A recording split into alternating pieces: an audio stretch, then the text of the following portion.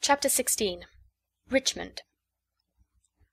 A few minutes later she was sitting, wrapped in cosy furs, near Sir Percy Blakeney on the box seat of his magnificent coach, and the 4 splendid bays had thundered down the quiet street. The night was warm in spite of the gentle breeze which fanned Marguerite's burning cheeks. Soon London houses were left behind, and rattling over old Hammersmith Bridge, Sir Percy was driving his bays rapidly towards Richmond. The river wound in and out in its pretty delicate curves, looking like a silver serpent beneath the glittering rays of the moon. Long shadows from overhanging trees spread occasional deep pools right across the road. The bays were rushing along at breakneck speed, held but slightly back by Sir Percy's strong, unerring hands. These nightly drives after balls and suppers in London were a source of perpetual delight to Marguerite, and she appreciated her husband's eccentricity keenly, which caused him to adopt this mode of taking her home every night, to their beautiful home by the river, instead of living in a stuffy London house. He loved driving his spirited horses along the lonely, moonlit roads, and she loved to sit on the box seat, with the soft air of an English late summer's night fanning her face, after the hot atmosphere of a ball or supper party. The drive was not a long one, less than an hour sometimes when the bays were very fresh, and Sir Percy gave them full rein. To-night he seemed to have a very devil in his fingers, and the coach seemed to fly along the road beside the river. As usual he did not speak to her, but stared straight in front of him, the ribbons seeming to lie quite loosely in his slender white hands. Marguerite looked at him tentatively once or twice. She could see his handsome profile, and one lazy eye with its straight fine brow and drooping heavy lid. The face in the moonlight looked singularly earnest, and recalled to Marguerite's aching heart those happy days of courtship, before he had become the lazy nincompoop, the effete fop, whose life seemed spent in card and supper-rooms. But now, in the moonlight, she could not catch the expression of the lazy blue eyes. She could only see the outline of the firm chin, the corner of the strong mouth, the well-cut, massive shape of the forehead. Truly nature had meant well by Sir Percy. His thoughts must all be laid at the door of that poor, half-crazy mother, and of the distracted, heart-broken father, neither of whom had cared for the young life which was sprouting up between them, and which, perhaps, their very carelessness was already beginning to wreck. Marguerite suddenly felt intense sympathy for her husband.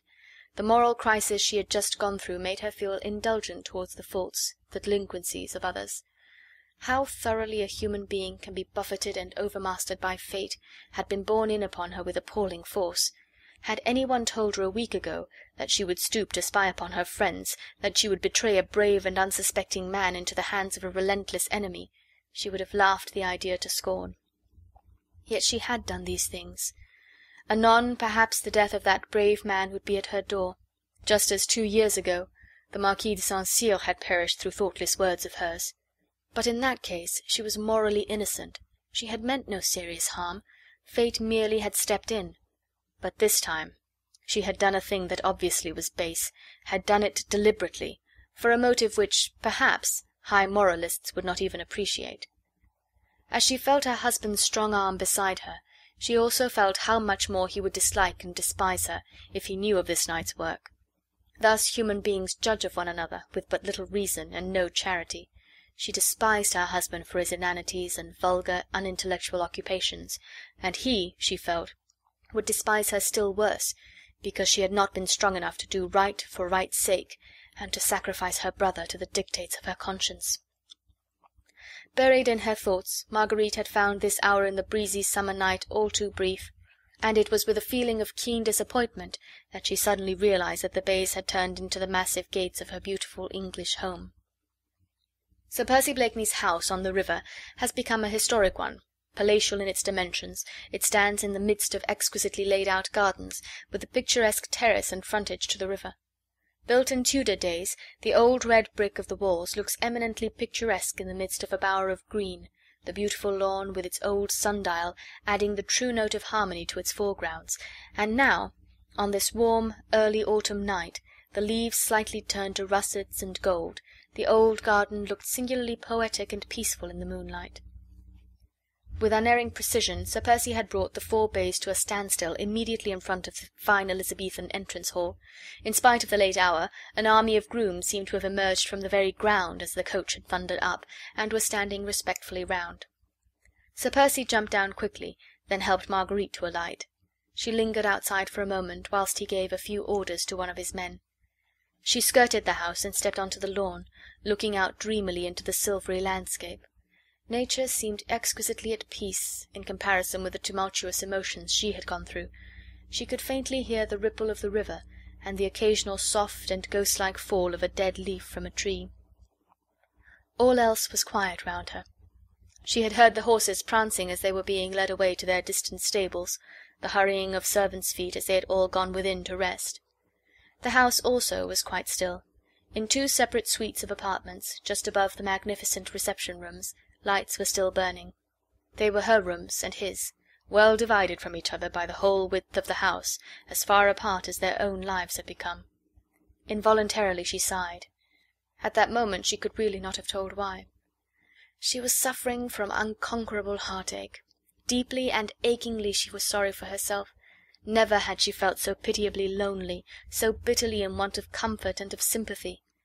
With another sigh she turned away from the river towards the house, vaguely wondering if, after such a night, she could ever find rest and sleep.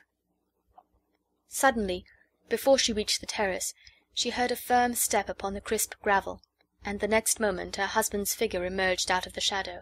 He too had skirted the house, and was wandering along the lawn towards the river.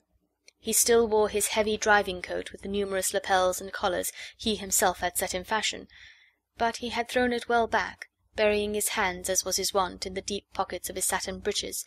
The gorgeous white costume he had worn at Lord Grenville's ball, with its jabot of priceless lace, looked strangely ghostly against the dark background of the house. He apparently did not notice her, for after a few moments' pause he presently turned back towards the house and walked straight up to the terrace. "Sir Percy?" He already had one foot on the lowest of the terrace steps, but at her voice he started and paused, then looked searchingly into the shadows whence she had called him. She came forward quickly into the moonlight, and as soon as he saw her he said, with that air of consummate gallantry he always wore when speaking to her, "At your service, madame." But his foot was still on the step, and in his whole attitude there was a remote suggestion, distinctly visible to her, that he wished to go, and had no desire for a midnight interview. "The air is deliciously cool," she said, "the moonlight peaceful and poetic, and the garden inviting. Will you not stay in it a while? The hour is not yet late. Or is my company so distasteful to you that you are in a hurry to rid yourself of it?" "Nay, madame," he rejoined placidly, "but 'tis on the other foot the shoe happens to be, and I'll warrant you'll find the midnight air more poetic without my company. No doubt the sooner I remove the obstruction the better your ladyship will like it." He turned once more to go. "I protest you mistake me, Sir Percy," she said hurriedly, and drawing a little closer to him. "The estrangement which, alas, has risen between us was not of my making, remember." "Begad, you must pardon me there, madame," he protested coldly. "My memory was always of the shortest." He looked her straight in the eyes, with that lazy nonchalance which had become second nature to him. She returned his gaze for a moment, then her eyes softened as she came up quite close to him, to the foot of the terrace steps. "Of the shortest, Sir Percy. Faith, how it must have altered. Was it 3 years ago or 4 that you saw me for 1 hour in Paris on your way to the East? When you came back 2 years later you had not forgotten me." She looked divinely pretty as she stood there in the moonlight, with the fur cloak sliding off her beautiful shoulders, the gold embroidery on her dress shimmering around her, her childlike blue eyes turned up fully at him. He stood for a moment, rigid and still, but for the clenching of his hand against the stone balustrade of the terrace. "You desired my presence, madame," he said frigidly. "I take it that it was not with the view to indulging in tender reminiscences." His voice certainly was cold and uncompromising, his attitude before her stiff and unbending. Womanly decorum would have suggested Marguerite should return coldness for coldness, and should sweep past him without another word, only with a curt nod of her head. But womanly instinct suggested that she should remain, that keen instinct which makes a beautiful woman conscious of her powers long to bring to her knees the one man who pays her no homage. She stretched out her hand to him. "Nay, Sir Percy, why not?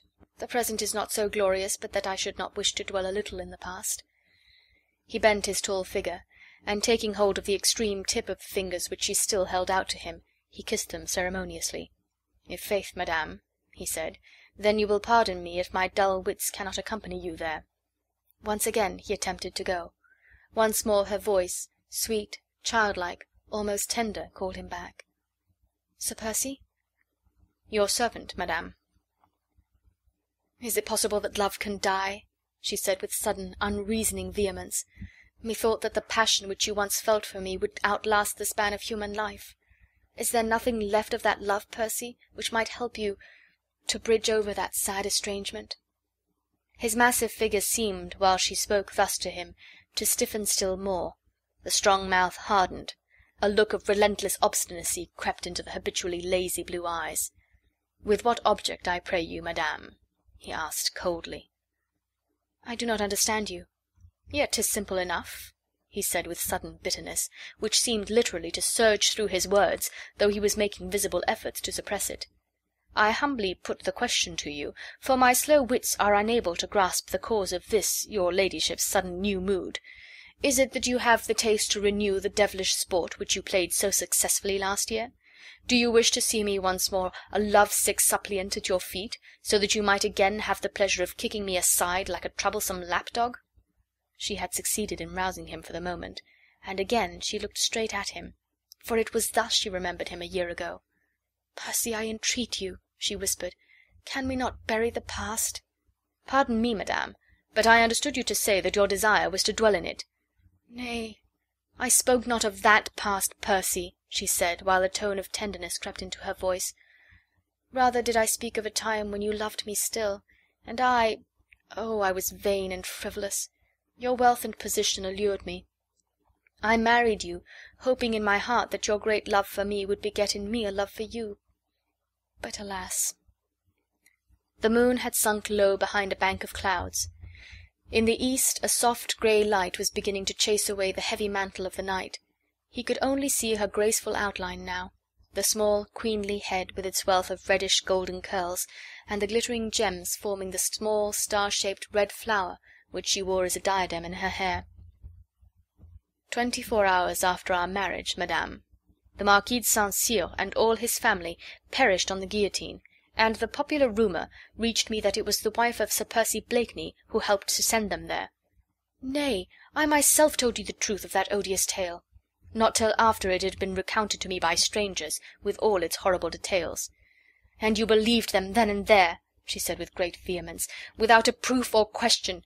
You believed that I, whom you vowed you loved more than life, whom you professed you worshipped, that I could do a thing so base as these strangers chose to recount. You thought I meant to deceive you about it all, that I ought to have spoken before I married you. Yet had you listened, I would have told you that up to the very morning on which St. Cyr went to the guillotine, I was straining every nerve, using every influence I possessed to save him and his family. But my pride sealed my lips, when your love seemed to perish as if under the knife of that same guillotine. Yet I would have told you how I was duped. I, whom that same popular rumour had endowed with the sharpest wits in France. I was tricked into doing this thing by men who knew how to play upon my love for an only brother, and my desire for revenge. Was it unnatural?" Her voice became choked with tears. She paused for a moment or two, trying to regain some sort of composure. She looked appealingly at him, almost as if he were her judge. He had allowed her to speak on in her own vehement, impassioned way, offering no comment, no word of sympathy, and now, while she paused, trying to swallow down the hot tears that gushed to her eyes, he waited, impassive and still. The dim grey light of early dawn seemed to make his tall form look taller and more rigid. The lazy, good-natured face looked strangely altered. Marguerite, excited as she was, could see that the eyes were no longer languid, the mouth no longer good-humoured and inane. A curious look of intense passion seemed to glow from beneath his drooping lids. The mouth was tightly closed, the lips compressed, as if the will alone held that surging passion in check. Marguerite Blakeney was, above all, a woman, with all a woman's fascinating foibles, all a woman's most lovable sins. She knew in a moment that for the past few months she had been mistaken, that this man who stood here before her, cold as a statue, when her musical voice struck upon his ear, loved her as he had loved her a year ago, that his passion might have been dormant, but that it was there, as strong, as intense, as overwhelming as when first her lips met his in one long maddening kiss. Pride had kept him from her, and womanlike she meant to win back that conquest which had been hers before. Suddenly it seemed to her that the only happiness life could ever hold for her again would be in feeling that man's kiss once more upon her lips. "Listen to the tale, Sir Percy," she said, and her voice was low, sweet, infinitely tender. "Armand was all in all to me. We had no parents, and brought one another up. He was my little father, and I his tiny mother. We loved one another so. Then one day, do you mind me, Sir Percy? The Marquis de St. Cyr had my brother Armand thrashed by his lackeys, that brother whom I loved better than all the world. And his offence? That he, a plebeian, had dared to love the daughter of the aristocrat. For that he was waylaid and thrashed like a dog within an inch of his life. Oh, how I suffered! His humiliation had eaten into my very soul. When the opportunity occurred, and I was able to take my revenge, I took it. But I only thought to bring that proud Marquis to trouble and humiliation. He plotted with Austria against his own country. Chance gave me knowledge of this. I spoke of it. But I did not know. How could I guess? They trapped and duped me. When I realized what I had done, it was too late." "It is perhaps a little difficult, madame," said Sir Percy, after a moment of silence between them, "to go back over the past. I have confessed to you that my memory is short, but the thought certainly lingered in my mind that, at the time of the Marquis's death, I entreated you for an explanation of those same noisome popular rumours. If that same memory does not, even now, play me a trick, I fancy that you refused me all explanation then, and demanded of my love a humiliating allegiance it was not prepared to give.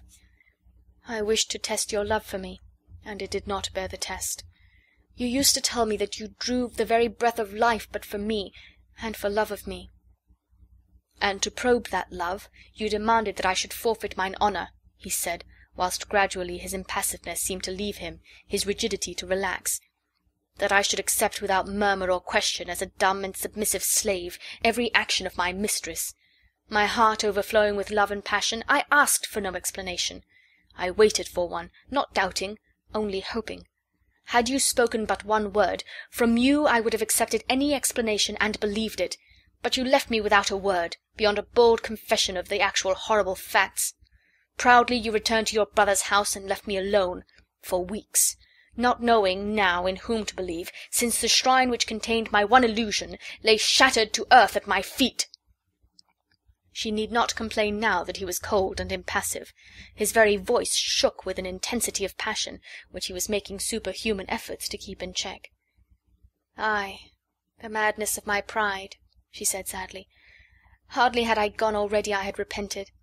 But when I returned I found you, oh, so altered, wearing already that mask of somnolent indifference which you have never laid aside until now." She was so close to him that her soft, loose hair was wafted against his cheek. Her eyes, glowing with tears, maddened him. The music in her voice sent fire through his veins, but he would not yield to the magic charm of this woman whom he had so deeply loved, and at whose hands his pride had suffered so bitterly. He closed his eyes to shut out the dainty vision of that sweet face, of that snow-white neck and graceful figure, round which the faint rosy light of dawn was just beginning to hover playfully. "Nay, madame, it is no mask," he said icily. "I swore to you, once, that my life was yours. For months now it has been your plaything. It has served its purpose." But now she knew that the very coldness was a mask. The trouble, the sorrows she had gone through last night, suddenly came back into her mind, but no longer with bitterness, rather with the feeling that this man who loved her would help her bear the burden. "Sir Percy," she said impulsively, "Heaven knows you have been at pains to make the task, which I had set to myself, difficult to accomplish. You spoke of my mood just now. Well, we will call it that, if you will. I wished to speak with you because I was in trouble, and had need of your sympathy." "It is yours to command, madame." "How cold you are," she sighed. "Faith, I can scarce believe that but a few months ago one tear in my eye had set you well nigh crazy. Now I come to you with a half-broken heart, and—" "I pray you, madame," he said, whilst his voice shook almost as much as hers. "In what way can I serve you?" "Percy, Armand is in deadly danger. A letter of his, rash, impetuous as were all his actions, and written to Sir Andrew Ffoulkes, has fallen into the hands of a fanatic. Armand is hopelessly compromised. To-morrow, perhaps, he will be arrested. After that, the guillotine. Unless... Oh, it is horrible!" she said with a sudden wail of anguish, as all the events of the past night came rushing back to her mind. "Horrible! And you do not understand. You cannot. And I have no one to whom I can turn for help, or even for sympathy." Tears now refused to be held back. All her trouble, her struggles, the awful certainty of Armand's fate overwhelmed her. She tottered, ready to fall, and leaning against the stone balustrade she buried her face in her hands and sobbed bitterly. At first mention of Armand St. Just's name, and of the peril in which he stood, Sir Percy's face had become a shade more pale, and the look of determination and obstinacy appeared more marked than ever between his eyes.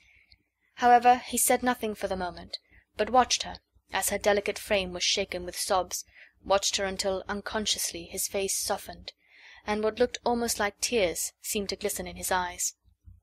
"And so," he said with bitter sarcasm, "the murderous dog of the Revolution is turning upon the very hands that fed it? Begad, madame," he added very gently, as Marguerite continued to sob hysterically, "will you dry your tears? I never could bear to see a pretty woman cry, and I..." Instinctively, with sudden overmastering passion at the sight of her helplessness and of her grief, he stretched out his arms, and the next would have seized her and held her to him, protected from every evil with his very life, his very heart's blood. But pride had the better of it in this struggle once again. He restrained himself with a tremendous effort of will, and said coldly, though still very gently, "Will you not turn to me, madame, and tell me in what way I may have the honour to serve you?" She made a violent effort to control herself, and turning her tear-stained face to him, she once more held out her hand, which he kissed with the same punctilious gallantry. But Marguerite's fingers this time lingered in his hand for a second or two longer than was absolutely necessary, and this was because she had felt that his hand trembled perceptibly, and was burning hot, whilst his lips felt as cold as marble. "Can you do aught for Armand?" she said sweetly and simply. "You have so much influence at court, so many friends." "Nay, madame. Should you not seek the influence of your French friend, Monsieur Chauvelin? His extends, if I mistake not, even as far as the Republican government of France." "I cannot ask him, Percy. Oh, I wish I dared to tell you. But he has put a price on my brother's head, which..." She would have given worlds if she had felt the courage then to tell him everything. All she had done that night, how she had suffered, and how her hand had been forced. But she dared not give way to that impulse, not now, when she was just beginning to feel that he still loved her, when she hoped that she could win him back. She dared not make another confession to him. After all, he might not understand. He might not sympathize with her struggles and temptation.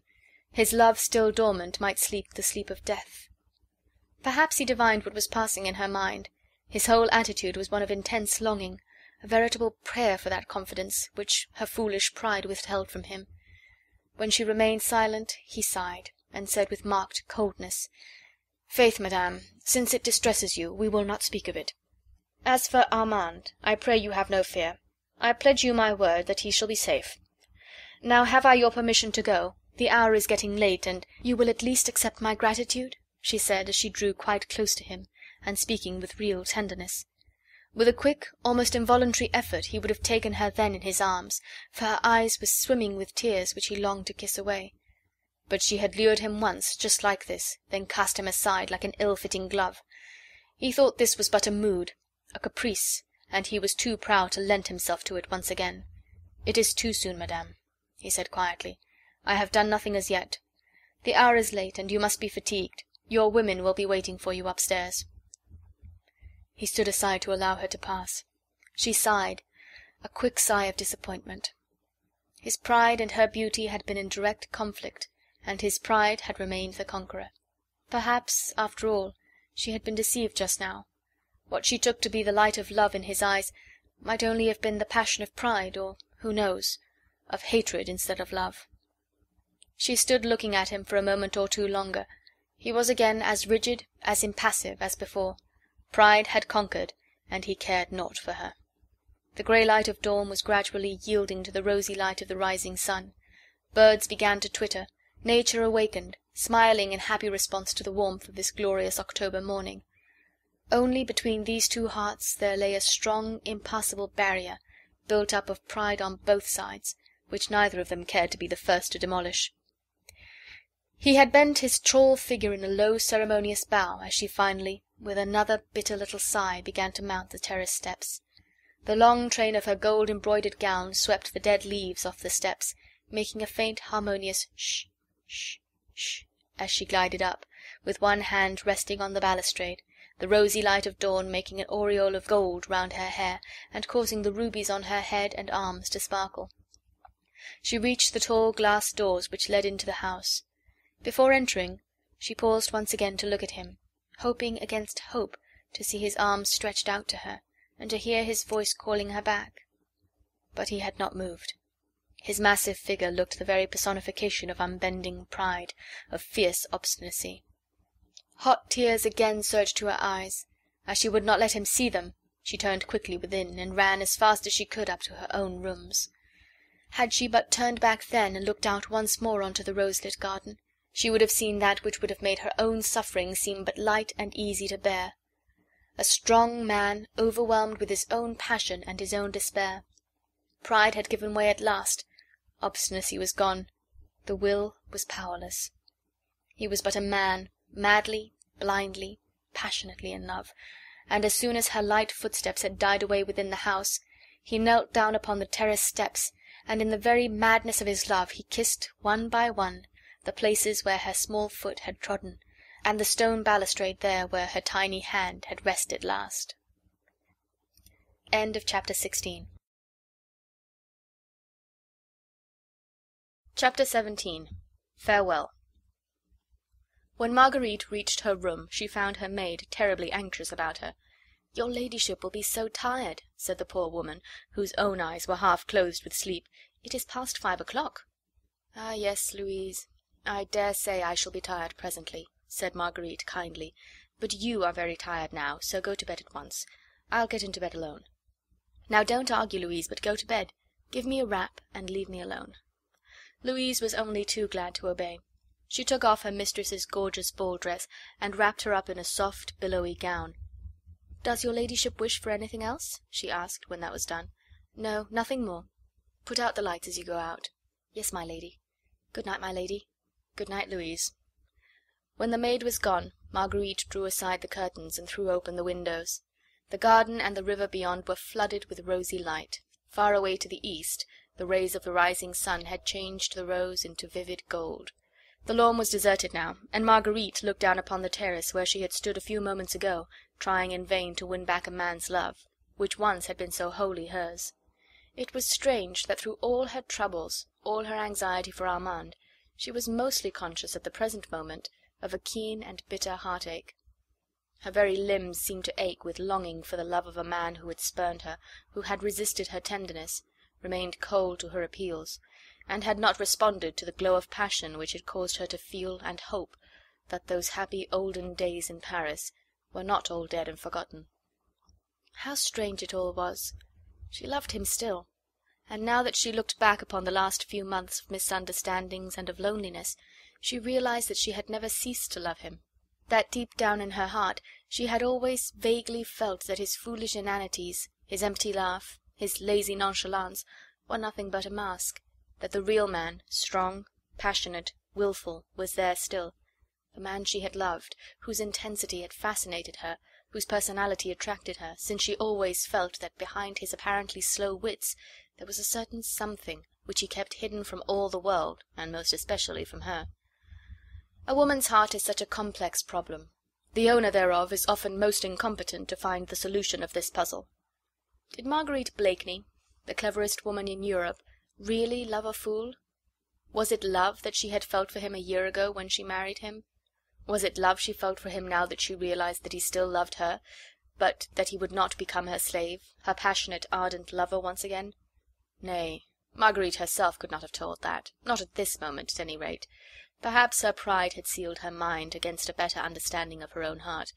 But this she did know, that she meant to capture that obstinate heart back again, that she would conquer once more, and then that she would never lose him.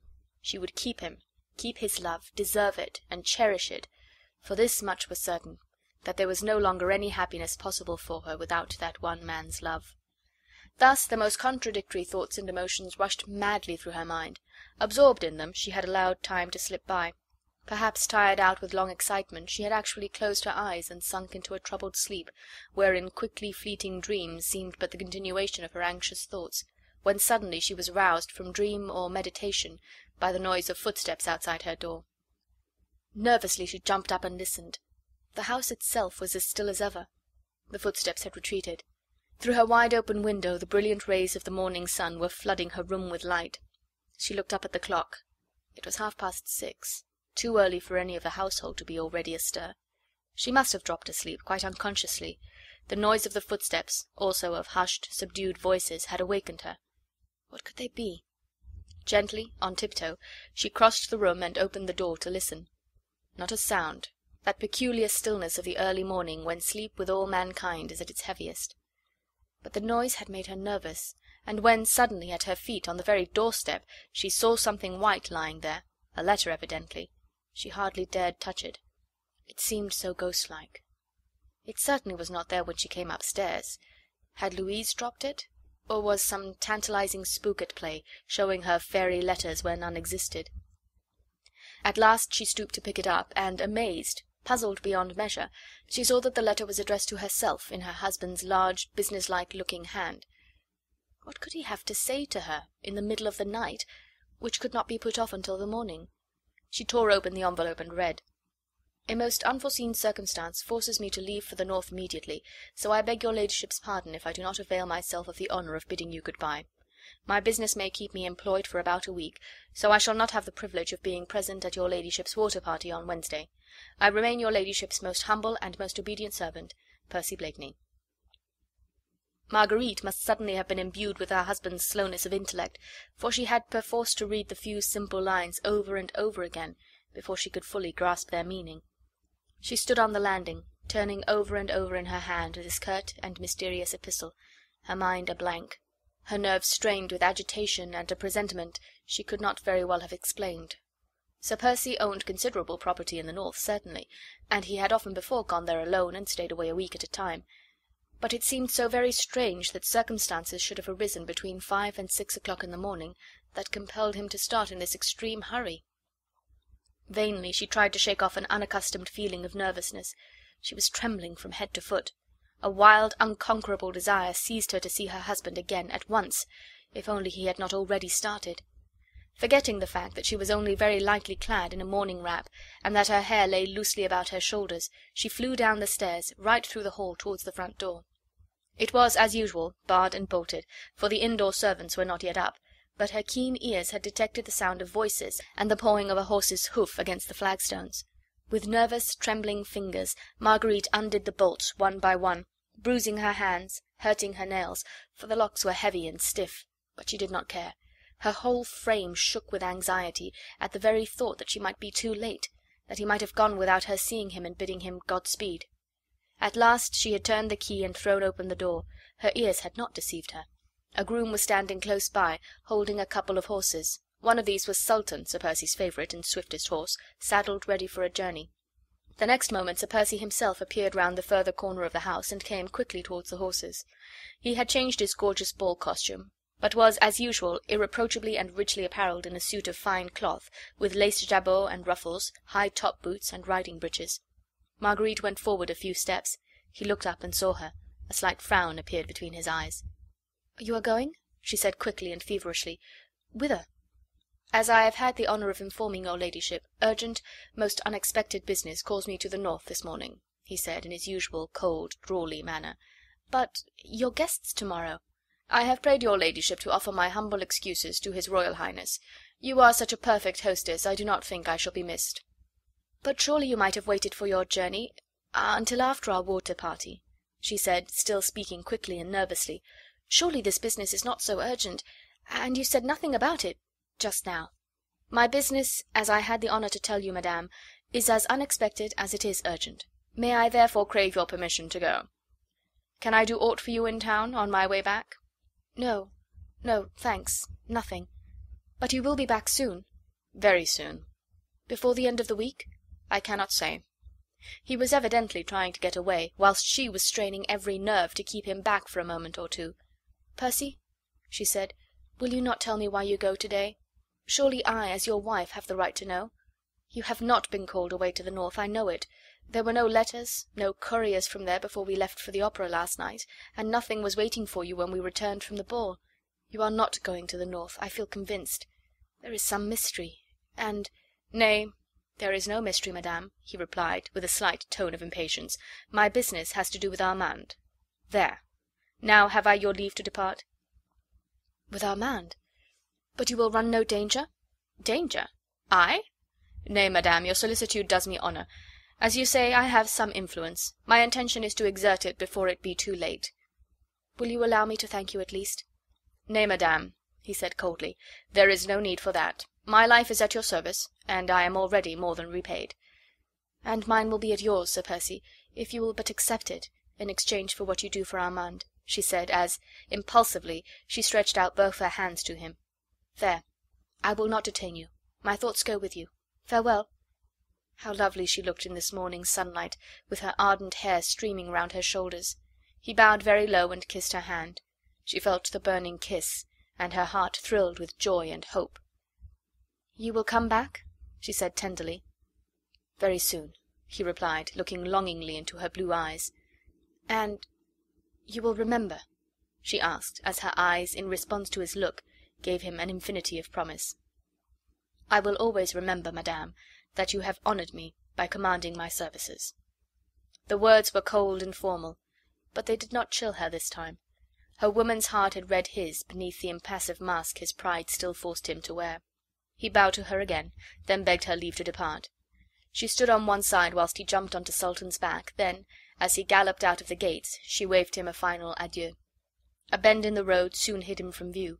His confidential groom had some difficulty in keeping pace with him, for Sultan flew along in response to his master's excited mood. Marguerite, with a sigh that was almost a happy one, turned and went within. She went back to her room, for suddenly, like a tired child, she felt quite sleepy. Her heart seemed all at once to be in complete peace, and though it still ached with undefined longing, a vague and delicious hope soothed it as with a balm. She felt no longer anxious about Armand. The man who had just ridden away, bent on helping her brother, inspired her with complete confidence in his strength and in his power. She marvelled at herself for having ever looked upon him as an inane fool. Of course that was a mask worn to hide the bitter wound she had dealt to his faith and to his love. His passion would have overmastered him, and he would not let her see how much he still cared and how deeply he suffered. But now all would be well. She would crush her own pride, humble it before him, tell him everything, trust him in everything. And those happy days would come back, when they used to wander off together in the forests of Fontainebleau, when they spoke little, for he was always a silent man, but when she felt that against that strong heart she would always find rest and happiness. The more she thought of the events of the past night, the less fear had she of Chauvelin and his schemes. He had failed to discover the identity of the Scarlet Pimpernel, of that she felt sure. Both Lord Fancourt and Chauvelin himself had assured her that no one had been in the dining room at 1 o'clock except the Frenchman himself and Percy. Yes, Percy. She might have asked him had she thought of it. Anyway, she had no fears that the unknown and brave hero would fall in Chauvelin's trap. His death, at any rate, would not be at her door. Armand certainly was still in danger, but Percy had pledged his word that Armand would be safe, and somehow, as Marguerite had seen him riding away, the possibility that he could fail in whatever he undertook never even remotely crossed her mind.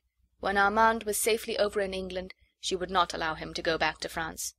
She felt almost happy now, and drawing the curtains closely together again to shut out the piercing sun, she went to bed at last, laid her head upon the pillow, and like a wearied child soon fell into a peaceful and dreamless sleep. End of chapter 17. Chapter 18. The Mysterious Device. The day was well advanced when Marguerite woke, refreshed by her long sleep. Louise had brought her some fresh milk and a dish of fruit, and she partook of this frugal breakfast with hearty appetite. Thoughts crowded thick and fast in her mind as she munched her grapes.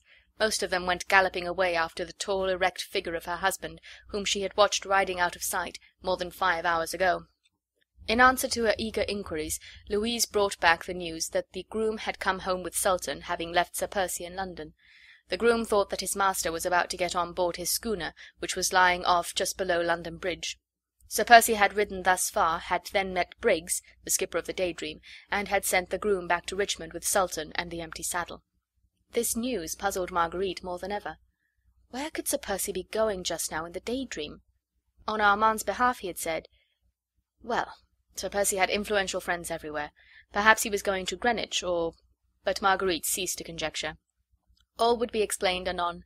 He said that he would come back, and that he would remember. A long, idle day lay before Marguerite.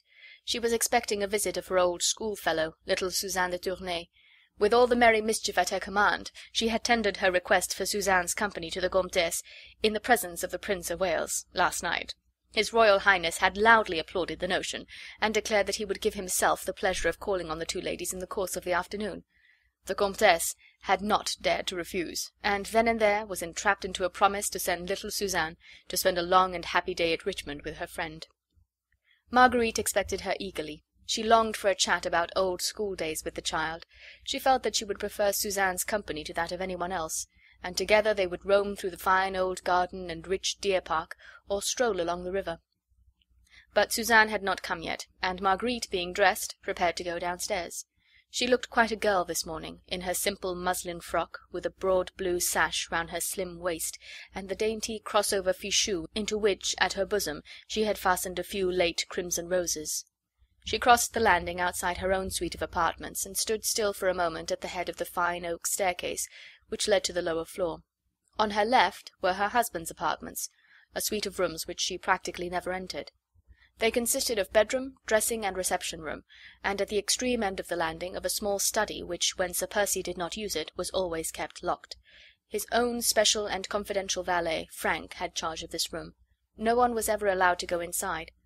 My lady had never cared to do so, and the other servants had, of course, not dared to break this hard and fast rule.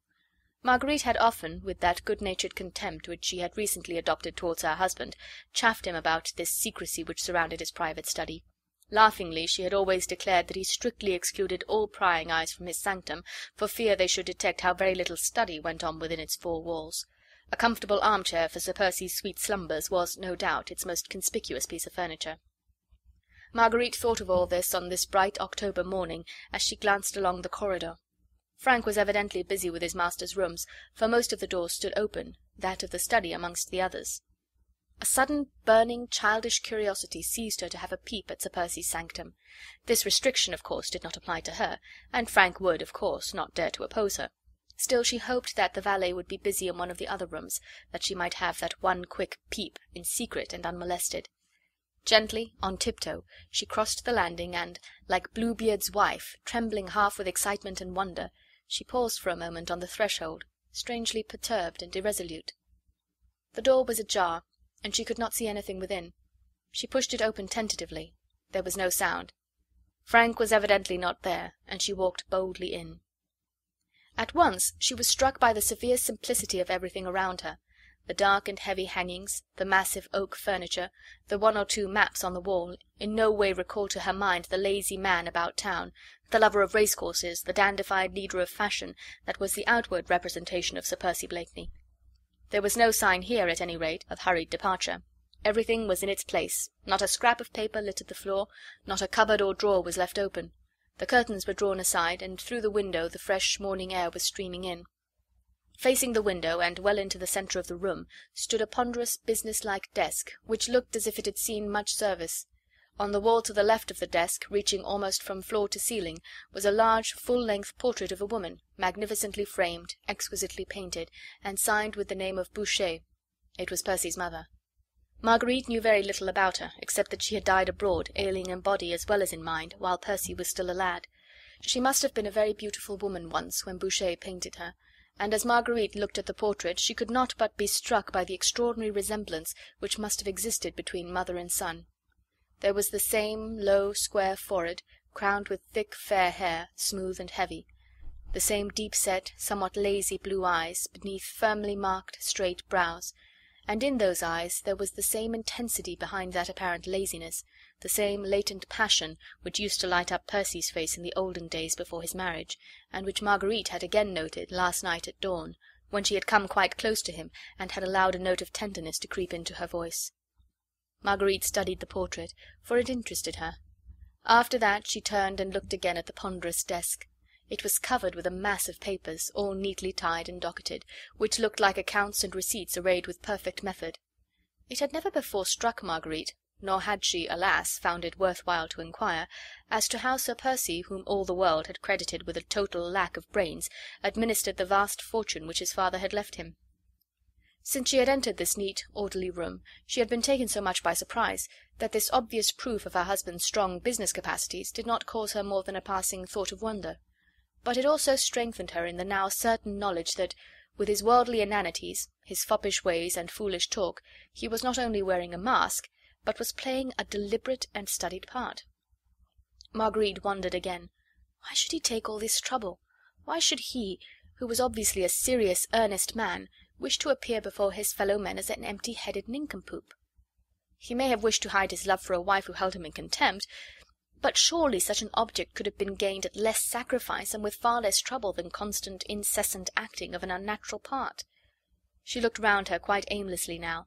She was horribly puzzled, and a nameless dread before all this strange, unaccountable mystery had begun to seize upon her. She felt cold and uncomfortable suddenly in this severe and dark room.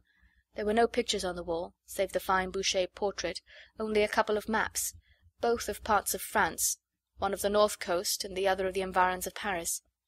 What did Sir Percy want with those, she wondered. Her head began to ache. She turned away from this strange Bluebeard's chamber which she had entered, and which she did not understand. She did not wish Frank to find her here, and with a fast look round she once more turned to the door. As she did so, her foot knocked against a small object which had apparently been lying close to the desk on the carpet, and which now went rolling right across the room. She stooped to pick it up. It was a solid gold ring with a flat shield, on which was engraved a small device. Marguerite turned it over in her fingers, and then studied the engraving on the shield. It represented a small, star-shaped flower of a shape she had seen so distinctly twice before, once at the opera and once at Lord Grenville's ball. End of chapter 18. Chapter 19. The Scarlet Pimpernel. At what particular moment the strange doubt first crept into Marguerite's mind, she could not herself have said. With the ring tightly clutched in her hand, she had run out of the room, down the stairs, and out into the garden, where, in complete seclusion, alone with the flowers and the river and the birds, she could look again at the ring, and study that device more closely. Stupidly, senselessly now, sitting beneath the shade of an overhanging sycamore, she was looking at the plain gold shield, with the star-shaped little flower engraved upon it. Bah! It was ridiculous. She was dreaming. Her nerves were overwrought, and she saw signs and mysteries in the most trivial coincidences. Had not everybody about town recently made a point of affecting the device of that mysterious and heroic Scarlet Pimpernel? Did she herself wear it embroidered on her gowns, set in gems and enamel in her hair? What was there strange in the fact that Sir Percy should have chosen to use the device as a seal ring? He might easily have done that. Yes, quite easily. And, besides, what connection could there be between her exquisite dandy of a husband, with his fine clothes and refined, lazy ways, and the daring plotter who rescued French victims from beneath the very eyes of the leaders of a bloodthirsty revolution? Her thoughts were in a whirl, her mind a blank. She did not see anything that was going on around her, and was quite startled when a fresh young voice called to her across the garden. "Cherie! Cherie, where are you?"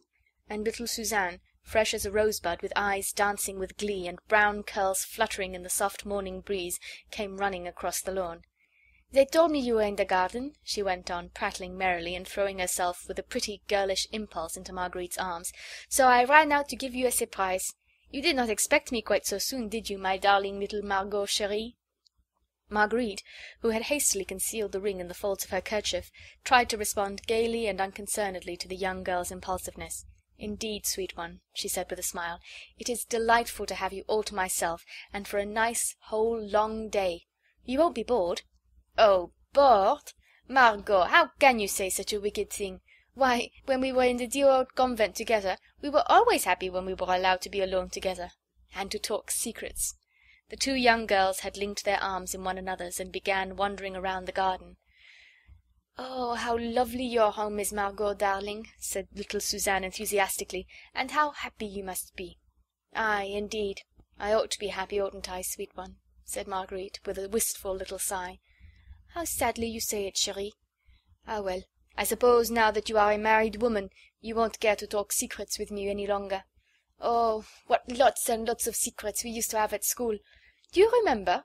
Some we did not even confide to Sister Teresa of the Holy Angels, though she was such a dear." "And now you have one all-important secret, eh, little one?" said Marguerite merrily, "which you are forthwith going to confide in me. Nay, you need not blush, cherie," she added, as she saw Suzanne's pretty little face crimson with blushes.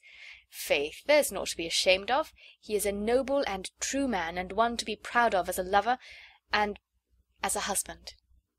"Indeed, cherie, I am not ashamed," rejoined Suzanne softly, "and it makes me very, very proud to hear you speak so well of him. I think mamma will consent," she added thoughtfully, "and I shall be, oh, so happy. But, of course, nothing is to be thought of until papa is safe." Marguerite started. Suzanne's father! The Comte de Tournay! One of those whose life would be jeopardized if Chauvelin succeeded in establishing the identity of the Scarlet Pimpernel.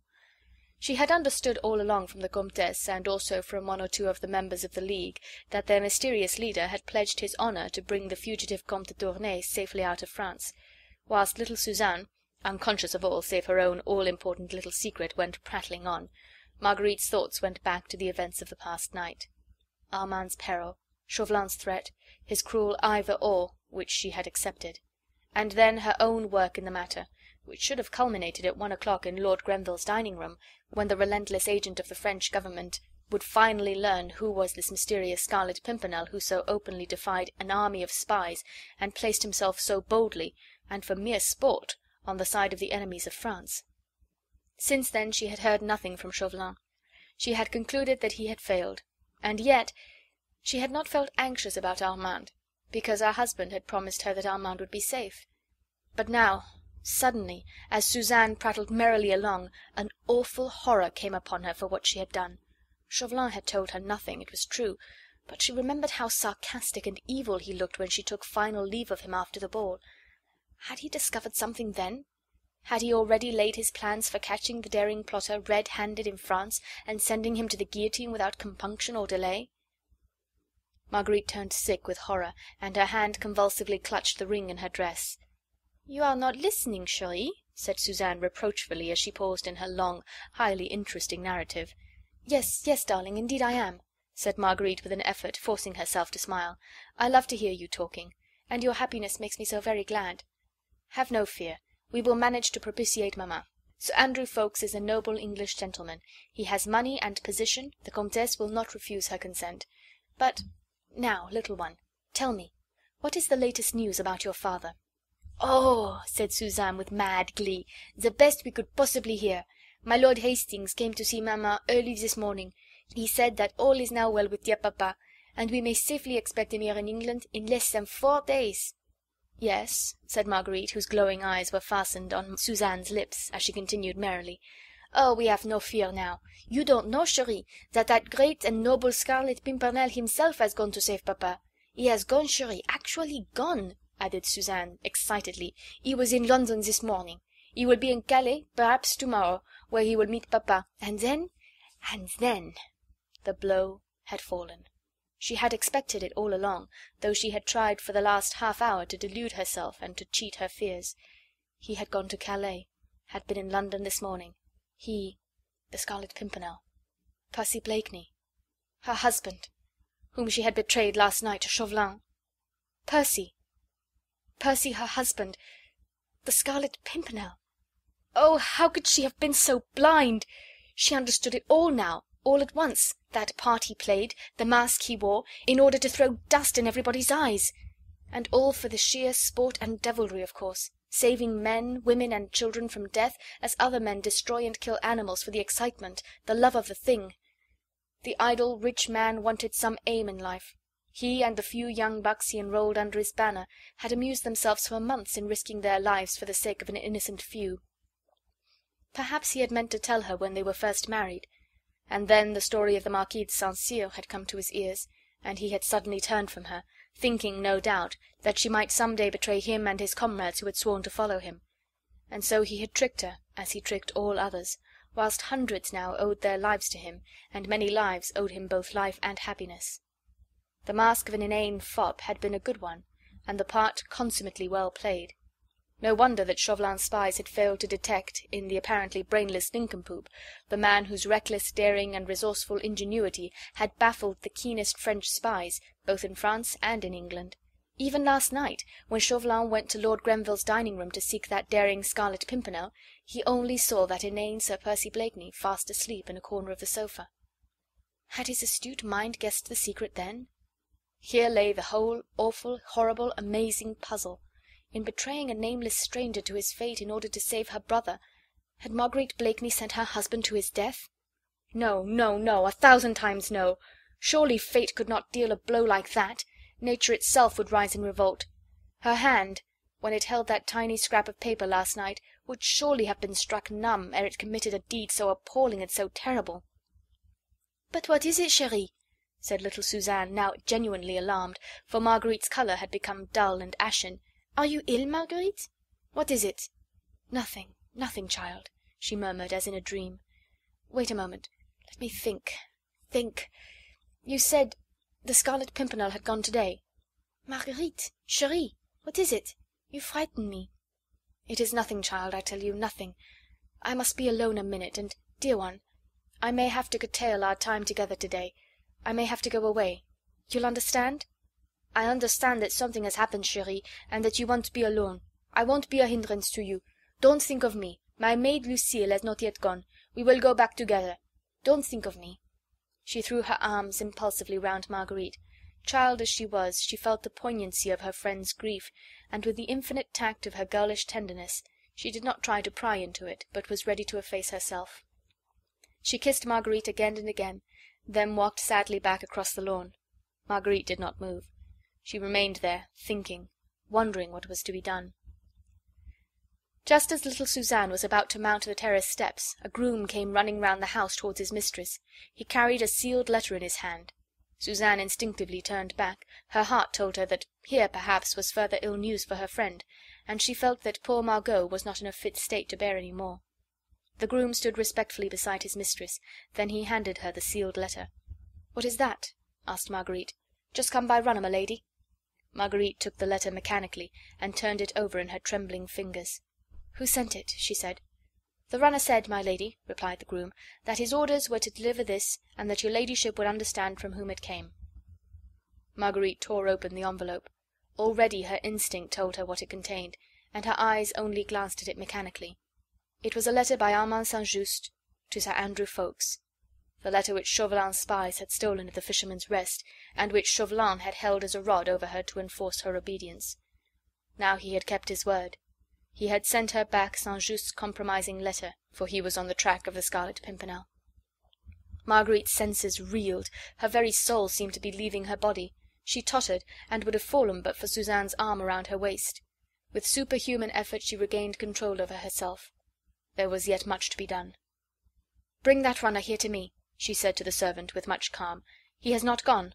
"No, my lady." The groom went, and Marguerite turned to Suzanne. "And you, child, run within. Tell Lucille to get ready. I fear that I must send you home, child.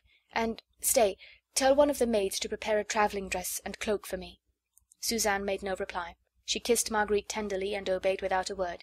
The child was overawed by the terrible, nameless misery in her friend's face. A minute later the groom returned, followed by the runner who had brought the letter. "Who gave you this packet?" asked Marguerite. "A gentleman, my lady," replied the man, "at the Rose and Thistle Inn, opposite Charing Cross. He said you would understand." "At the Rose and Thistle? What was he doing?" "He was waiting for the coach, your ladyship, which he had ordered." "The coach?" "Yes, my lady, a special coach he had ordered. I understood from his man that he was posting straight to Dover." "That's enough. You may go." She turned to the groom. "My coach and the 4 swiftest horses in the stables, to be ready at once." The groom and runner both went quickly off to obey. Marguerite remained standing for a moment on the lawn, quite alone. Her graceful figure was as rigid as a statue, her eyes were fixed, her hands were tightly clasped across her breast, her lips moved as they murmured with pathetic, heart-breaking persistence, "What's to be done? What's to be done? Where to find him? Oh, God, grant me light!" But this was not the moment for remorse and despair. She had done, unwittingly, an awful and terrible thing, the very worst crime, in her eyes, that woman ever committed. She saw it in all its horror. Her very blindness in not having guessed her husband's secret seemed now to her another deadly sin. She ought to have known. She ought to have known. How could she imagine that a man who could love with so much intensity as Percy Blakeney had loved her from the first, how could such a man be the brainless idiot he chose to appear? She at least ought to have known that he was wearing a mask, and having found that out, she ought to have torn it from his face whenever they were alone together. Her love for him had been paltry and weak, easily crushed by her own pride, and she too had worn a mask in assuming a contempt for him, whilst, as a matter of fact, she completely misunderstood him. But there was no time now to go over the past. By her own blindness she had sinned. Now she must repay, not by empty remorse, but by prompt and useful action.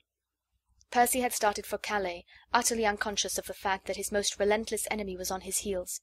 He had set sail early that morning from London Bridge. Provided he had a favourable wind, he would no doubt be in France within 24 hours. No doubt he had reckoned on the wind and chosen this route. Chauvelin, on the other hand, would post to Dover, charter a vessel there, and undoubtedly reach Calais much about the same time.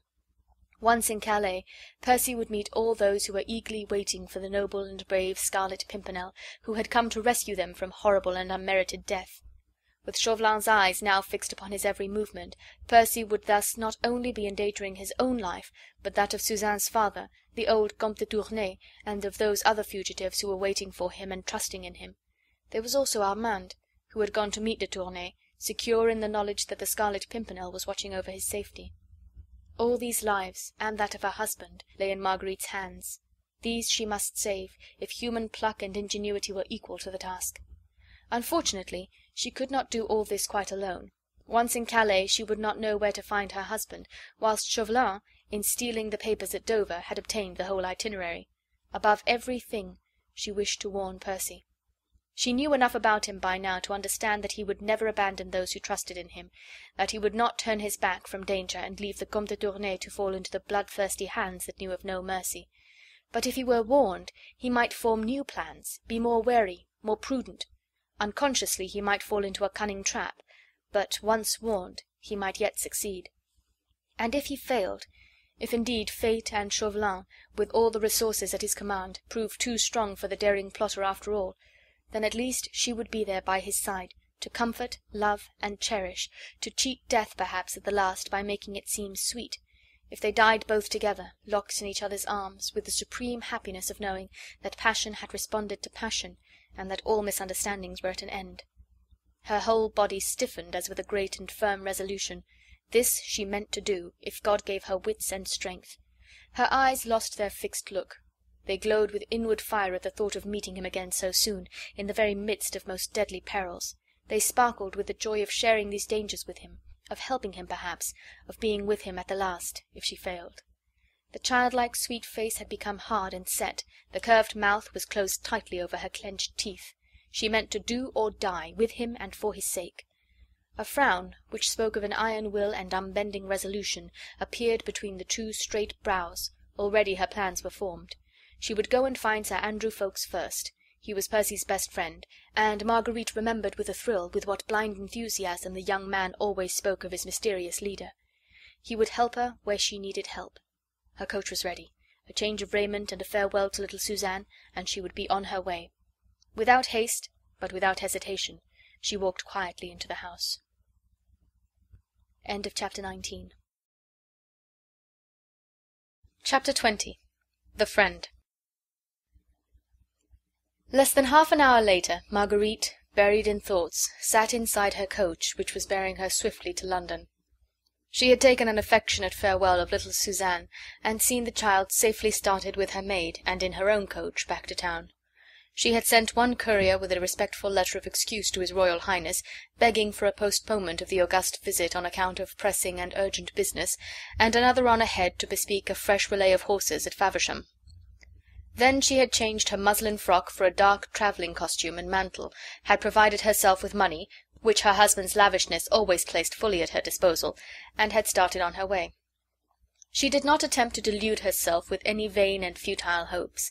The safety of her brother Armand was to have been conditional on the imminent capture of the Scarlet Pimpernel. As Chauvelin had sent her back Armand's compromising letter, there was no doubt that he was quite satisfied in his own mind that Percy Blakeney was the man whose death he had sworn to bring about. No, there was no room for any fond illusions.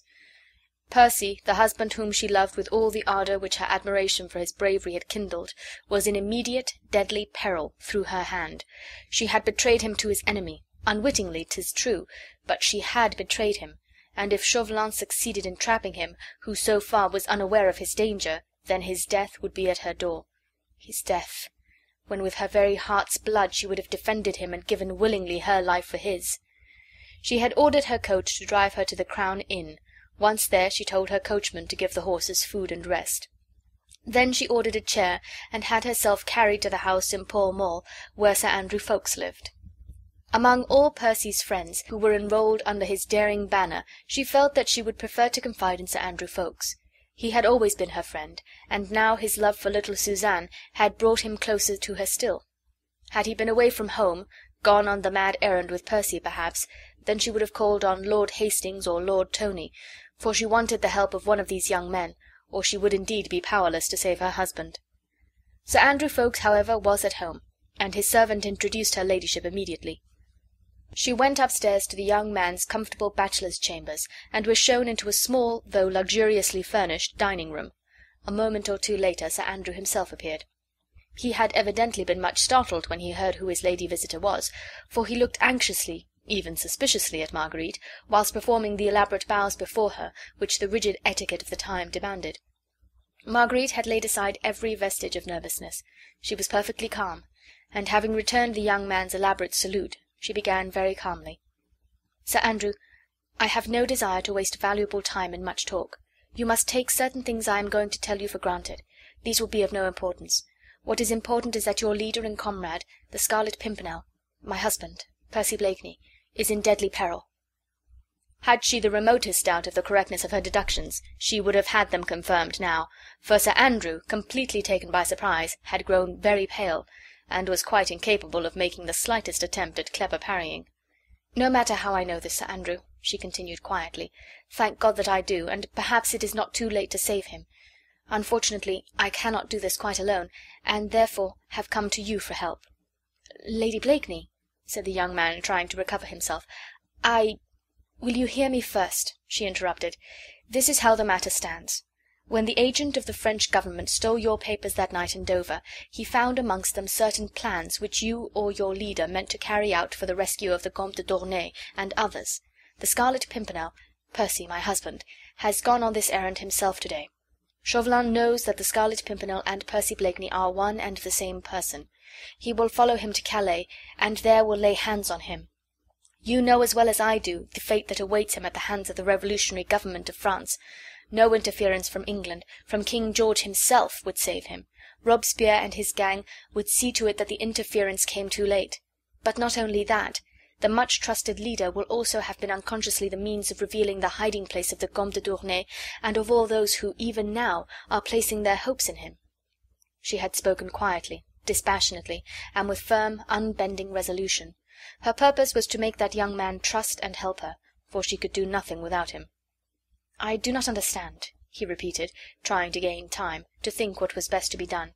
But I think you do, Sir Andrew. You must know that I am speaking the truth. Look these facts straight in the face. Percy has sailed for Calais, I presume for some lonely part of the coast, and Chauvelin is on his track. He has posted for Dover, and will cross the Channel probably to-night. What do you think will happen?" The young man was silent. "Percy will arrive at his destination. Unconscious of being followed, he will seek out de Tournay and the others. Among these is Armand St. Just, my brother. He will seek them out, one after another, probably, not knowing that the sharpest eyes in the world are watching his every movement. When he has thus unconsciously betrayed those who blindly trust in him, when nothing can be gained from him, and he is ready to come back to England with those whom he has gone so bravely to save, the doors of the trap will close upon him, and he will be sent to end his noble life upon the guillotine." Still Sir Andrew was silent. "You do not trust me," she said passionately. "Oh God, can you not see that I am in deadly earnest? Man, man," she added, while with her tiny hands she seized the young man suddenly by the shoulders, forcing him to look straight at her, "tell me, do I look like that vilest thing on earth, a woman who would betray her own husband?" "God forbid, Lady Blakeney," said the young man at last, "that I should attribute such evil motives to you. But what? Tell me! Quick, man! The very seconds are precious." "Will you tell me," he asked resolutely, and looking searchingly into her blue eyes, "whose hand helped to guide Monsieur Chauvelin to the knowledge which you say he possesses?" "Mine," she said quietly. "I own it. I will not lie to you, for I wish you to trust me absolutely. But I had no idea, how could I have, of the identity of the Scarlet Pimpernel? And my brother's safety was to be my prize if I succeeded." "In helping Chauvelin to track the Scarlet Pimpernel?" She nodded. "It is no use telling you how he forced my hand. Armand is more than a brother to me, and how could I guess? But we waste time, Sir Andrew. Every second is precious. In the name of God! My husband is in peril. Your friend, your comrade. Help me to save him." Sir Andrew felt his position to be a very awkward one. The oath he had taken before his leader and comrade was one of obedience and secrecy, and yet the beautiful woman who was asking him to trust her was undoubtedly in earnest. His friend and leader was equally undoubtedly in imminent danger, and...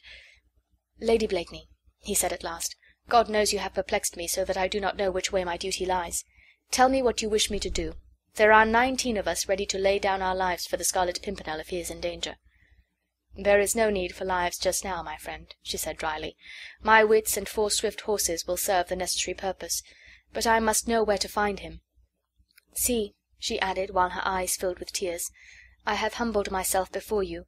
I have owned my fault to you. Shall I also confess my weakness? My husband and I have been estranged because he did not trust me, and because I was too blind to understand.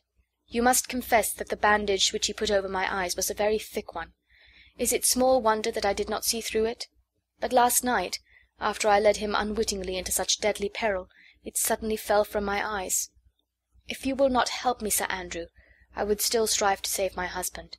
I would still exert every faculty I possess for his sake, but I might be powerless, for I might arrive too late, and nothing would be left for you but lifelong remorse, and for me, a broken heart." "But, Lady Blakeney," said the young man, touched by the gentle earnestness of this exquisitely beautiful woman, "do you know that what you propose doing is man's work? You cannot possibly journey to Calais alone. You would be running the greatest possible risks to yourself, and your chances of finding your husband now, were I to direct you ever so carefully, are infinitely remote." "Oh, I hope there are risks," she murmured softly. "I hope there are dangers too. I have so much to atone for, but I fear you are mistaken. Chauvelin's eyes are fixed upon you all. He will scarce notice me. Quick, Sir Andrew! The coach is ready, and there is not a moment to be lost. I must get to him, I must," she repeated with almost savage energy, "to warn him that that man is on his track. Can't you see that I must get to him, even if it be too late to save him, at least to be by his side, at the least?" "Faith, madame, you must command me. Gladly would I or any of my comrades lay down our lives for your husband. If you will go yourself— Nay, friend, do you not see that I would go mad if I let you go without me?" She stretched out her hand to him. "You will trust me?" "I await your orders," he said simply. "Listen, then. My coach is ready to take me to Dover. Do you follow me as swiftly as horses will take you. We meet at nightfall at the Fisherman's Rest. Chauvelin would avoid it, as he is known there, and I think it would be the safest. I will gladly accept your escort to Calais. As you say, I might miss Sir Percy were you to direct me ever so carefully. We'll charter a schooner at Dover, and cross over during the night. Disguised, if you will agree to it, as my lackey, you will, I think, escape detection." "I am entirely at your service, madame," rejoined the young man earnestly. "I trust to God that you will sight the Daydream before we reach Calais. With Chauvelin at his heels, every step the Scarlet Pimpernel takes on French soil is fraught with danger." "God grant it, Sir Andrew. But now farewell. We meet tonight at Dover. It will be a race between Chauvelin and me across the Channel tonight, and the prize, the life of the Scarlet Pimpernel." He kissed her hand, and then escorted her to her chair. A quarter of an hour later she was back at the Crown Inn, where her coach and horses were ready and waiting for her. The next moment they thundered along the London streets, and then straight on to the Dover road at maddening speed. She had no time for despair now. She was up and doing, and had no leisure to think. With Sir Andrew Ffoulkes as her companion and ally, hope had once again revived in her heart. God would be merciful. He would not allow so appalling a crime to be committed as the death of a brave man through the hand of a woman who loved him and worshipped him, and who would gladly have died for his sake. Marguerite's thoughts flew back to him, the mysterious hero whom she had always unconsciously loved when his identity was still unknown to her. Laughingly, in the olden days, she used to call him the shadowy king of her heart, and now she had suddenly found that this enigmatic personality whom she had worshipped, and the man who loved her so passionately, were one and the same. What wonder that one or two happier visions began to force their way before her mind. She vaguely wondered what she would say to him when first they would stand face to face. She had had so many anxieties, so much excitement during the past few hours, that she allowed herself the luxury of nursing these few more hopeful, brighter thoughts. Gradually the rumble of the coach-wheels with its incessant monotony acted soothingly on her nerves. Her eyes, aching with fatigue and many shed and unshed tears, closed involuntarily, and she fell into a troubled sleep. End of chapter 20. Chapter 21. Suspense. It was late into the night when she at last reached the Fisherman's Rest.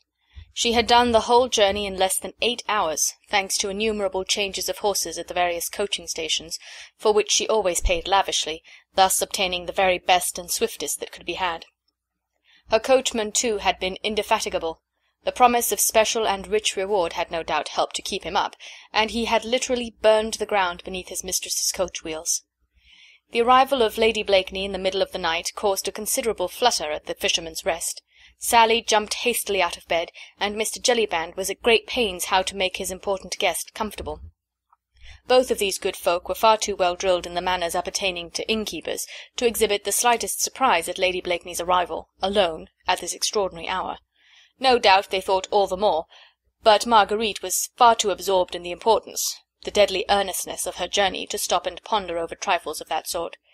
The coffee-room, the scene lately of the dastardly outrage on 2 English gentlemen, was quite deserted. Mr. Jellyband hastily relit the lamp, rekindled a cheerful bit of fire in the great hearth, and then wheeled a comfortable chair by it, into which Marguerite gratefully sank. "Will your ladyship stay the night?" asked pretty Miss Sally, who was already busy laying a snow-white cloth on the table, preparatory to providing a simple supper for her ladyship. "No, not the whole night," replied Marguerite. "At any rate, I shall not want any room but this, if I can have it to myself for an hour or two." "It is at your ladyship's service," said honest Jellyband, whose rubicund face was set in its tightest folds, lest it should betray before the quality that boundless astonishment which the very worthy fellow had begun to feel. "I shall be crossing over at the first turn of the tide," said Marguerite, "and in the first schooner I can get, but my coachman and men will stay the night, and probably several days longer, so I hope you will make them comfortable." "Yes, my lady, I'll look after them. Shall Sally bring your ladyship some supper?" "Yes, please. Put something cold on the table, and as soon as Sir Andrew Ffoulkes comes, show him in here." "Yes, my lady." Honest Jellyband's face now expressed distress in spite of himself. He had great regard for Sir Percy Blakeney, and did not like to see his lady running away with young Sir Andrew. Of course it was no business of his, and Mr. Jellyband was no gossip. Still, in his heart he recollected that her ladyship was, after all, only one of them foreigners. What wonder she was immoral like the rest of them? "Don't sit up, honest Jellyband," continued Marguerite kindly, "nor you either, Mistress Sally. Sir Andrew may be late." Jellyband was only too willing that Sally should go to bed. He was beginning not to like these goings-on at all. Still, Lady Blakeney would pay handsomely for the accommodation, and it certainly was no business of his. Sally arranged a simple supper of cold meat, wine, and fruit on the table. Then, with a respectful curtsy, she retired, wondering in her little mind why her ladyship looked so serious when she was about to elope with her gallant. Then commenced a period of weary waiting for Marguerite.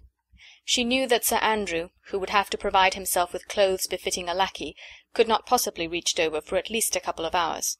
He was a splendid horseman, of course, and would make light in such an emergency of the 70-odd miles between London and Dover. He would, too, literally burn the ground beneath his horse's hoofs. But he might not always get very good remounts, and in any case he could not have started from London until at least an hour after she did. She had seen nothing of Chauvelin on the road. Her coachman, whom she questioned, had not seen anyone answering the description his mistress gave him of the wizened figure of the little Frenchman. Evidently, therefore, he had been ahead of her all the time. She had not dared to question the people at the various inns where they had stopped to change horses. She feared that Chauvelin had spies all along the route who might overhear her questions, then outdistance her and warn her enemy of her approach. Now she wondered at what inn he might be stopping, or whether he had had the good luck of chartering a vessel already, and was now himself on the way to France. That thought gripped her at the heart as with an iron vice. If indeed she should not be too late already! The loneliness of the room overwhelmed her. Everything within was so horribly still. The ticking of the grandfather's clock, dreadfully slow and measured, was the only sound which broke this awful loneliness. Marguerite had need of all her energy, all her steadfastness of purpose, to keep up her courage through this weary midnight waiting. Every one else in the house but herself must have been asleep. She had heard Sally go upstairs. Mr. Jellyband had gone to see to her coachman and men, and then had returned and taken up a position under the porch outside, just where Marguerite had first met Chauvelin about a week ago. He evidently meant to wait up for Sir Andrew Ffoulkes, but was soon overcome by sweet slumbers, for presently, in addition to the slow ticking of the clock, Marguerite could hear the monotonous and dulcet tones of the worthy fellow's breathing. For some time now she had realized that the beautiful warm October's day, so happily begun, had turned into a rough and cold night. She had felt very chilly, and was glad of the cheerful blaze in the hearth. But gradually, as time wore on, the weather became more rough, and the sound of the great breakers against the Admiralty Pier, though some distance from the inn, came to her as the noise of muffled thunder. The wind was becoming boisterous, rattling the leaded windows and the massive doors of the old-fashioned house. It shook the trees outside and roared down the vast chimney. Marguerite wondered if the wind would be favourable for her journey. She had no fear of the storm, and would have braved worse risks sooner than delay the crossing by an hour. A sudden commotion outside roused her from her meditations. Evidently it was Sir Andrew Ffoulkes, just arrived in mad haste, for she heard his horse's hoofs thundering on the flagstones outside, then Mr. Jellyband's sleepy yet cheerful tones bidding him welcome. For a moment, then, the awkwardness of her position struck Marguerite. Alone at this hour, in a place where she was well known, and having made an assignation with a young cavalier equally well known, and who arrived in disguise! What food for gossip to those mischievously inclined! The idea struck Marguerite cheerfully from its humorous side. There was such quaint contrast between the seriousness of her errand and the construction which would naturally be put on her actions by honest Mr. Jellyband, that, for the first time since many hours, a little smile began playing round the corners of her childlike mouth, and when presently Sir Andrew, almost unrecognizable in his lackey-like garb, entered the coffee-room, she was able to greet him with quite a merry laugh. "Faith, monsieur, my lackey," she said, "I am satisfied with your appearance." Mr. Jellyband had followed Sir Andrew looking strangely perplexed. The young gallant's disguise had confirmed his worst suspicions. Without a smile upon his jovial face, he drew the cork from the bottle of wine, set the chairs ready, and prepared to wait. "Thanks, honest friend," said Marguerite, who was still smiling at the thought of what the worthy fellow must be thinking at that very moment. "We shall require nothing more, and here's for all the trouble you have been put to on our account." She handed 2 or 3 gold pieces to Jellyband, who took them respectfully and with becoming gratitude. "Stay, Lady Blakeney," interposed Sir Andrew, as Jellyband was about to retire. "I am afraid we shall require something more of my friend Jelly's hospitality. I am sorry to say we cannot cross over tonight." "Not cross over tonight?" she repeated in amazement.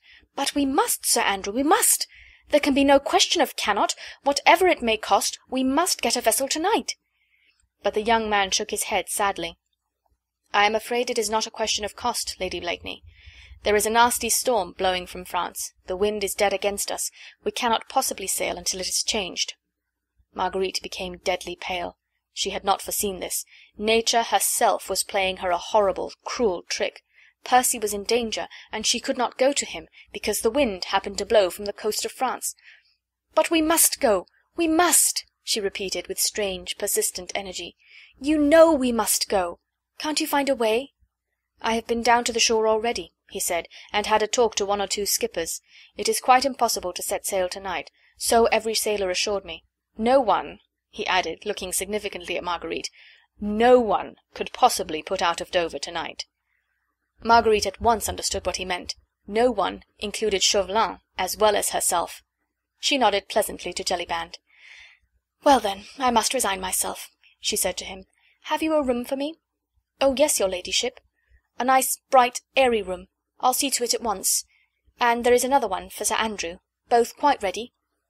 "That's brave now, mine honest Jelly," said Sir Andrew gaily, and clapping his worthy host vigorously on the back. "You unlock both those rooms, and leave our candles here on the dresser. I vow you are dead with sleep, and her ladyship must have some supper before she retires. There, have no fear, friend of the rueful countenance. Her ladyship's visit, though at this unusual hour, is a great honour to thy house, and Sir Percy Blakeney will reward thee doubly if thou seest well to her privacy and comfort." Sir Andrew had no doubt guessed the many conflicting doubts and fears which raged in honest Jellyband's head, and as he was a gallant gentleman, he tried by this brave hint to allay some of the worthy innkeeper's suspicions. He had the satisfaction of seeing that he had partially succeeded. Jellyband's rubicund countenance brightened somewhat at the mention of Sir Percy's name. "I'll go and see to it at once, sir," he said with alacrity, and with less frigidity in his manner. "Has her ladyship everything she wants for supper?" "Everything, thanks, honest friend, and as I am famished and dead with fatigue, I pray you see to the rooms." "Now tell me," she said eagerly, as soon as Jellyband had gone from the room, "tell me all your news." "There is nothing else much to tell you, Lady Blakeney," replied the young man. "The storm makes it quite impossible for any vessel to put out of Dover this tide. But what seems to you at first a terrible calamity is really a blessing in disguise. If we cannot cross over to France tonight, Chauvelin is in the same quandary. He may have left before the storm broke out." "God grant he may," said Sir Andrew merrily, "for very likely then he'll be driven out of his course. Who knows? He may now even be lying at the bottom of the sea, for there is a furious storm raging, and it will fare ill with all small craft which happen to be out. But I fear me we cannot build our hopes upon the shipwreck of that cunning devil, and all of his murderous plans. The sailors I spoke to all assured me that no schooner had put out of Dover for several hours. On the other hand, I ascertained that a stranger had arrived by coach this afternoon, and had, like myself, made some inquiries about crossing over to France." "Then Chauvelin is still in Dover?" "Undoubtedly. Shall I go waylay him and run my sword through him? That were indeed the quickest way out of the difficulty." "Nay, Sir Andrew, do not jest. Alas, I have often since last night caught myself wishing for that fiend's death. But what you suggest is impossible. The laws of this country do not permit of murder. It is only in our beautiful France that wholesale slaughter is done lawfully in the name of liberty and of brotherly love." Sir Andrew had persuaded her to sit down to the table, to partake of some supper, and to drink a little wine. This enforced rest of at least 12 hours, until the next tide, was sure to be terribly difficult to bear in the state of intense excitement in which she was. Obedient in these small matters like a child, Marguerite tried to eat and drink. Sir Andrew, with that profound sympathy born in all those who are in love, made her almost happy by talking to her about her husband. He recounted to her some of the daring escapes the brave Scarlet Pimpernel had contrived for the poor French fugitives, whom a relentless and bloody revolution was driving out of their country. He made her eyes glow with enthusiasm by telling her of his bravery, his ingenuity, his resourcefulness when it meant snatching the lives of men, women, and even children from beneath the very edge of that murderous, ever-ready guillotine. He even made her smile quite merrily by telling her of the Scarlet Pimpernel's quaint and many disguises, through which he had baffled the strictest watch set against him at the barricades of Paris.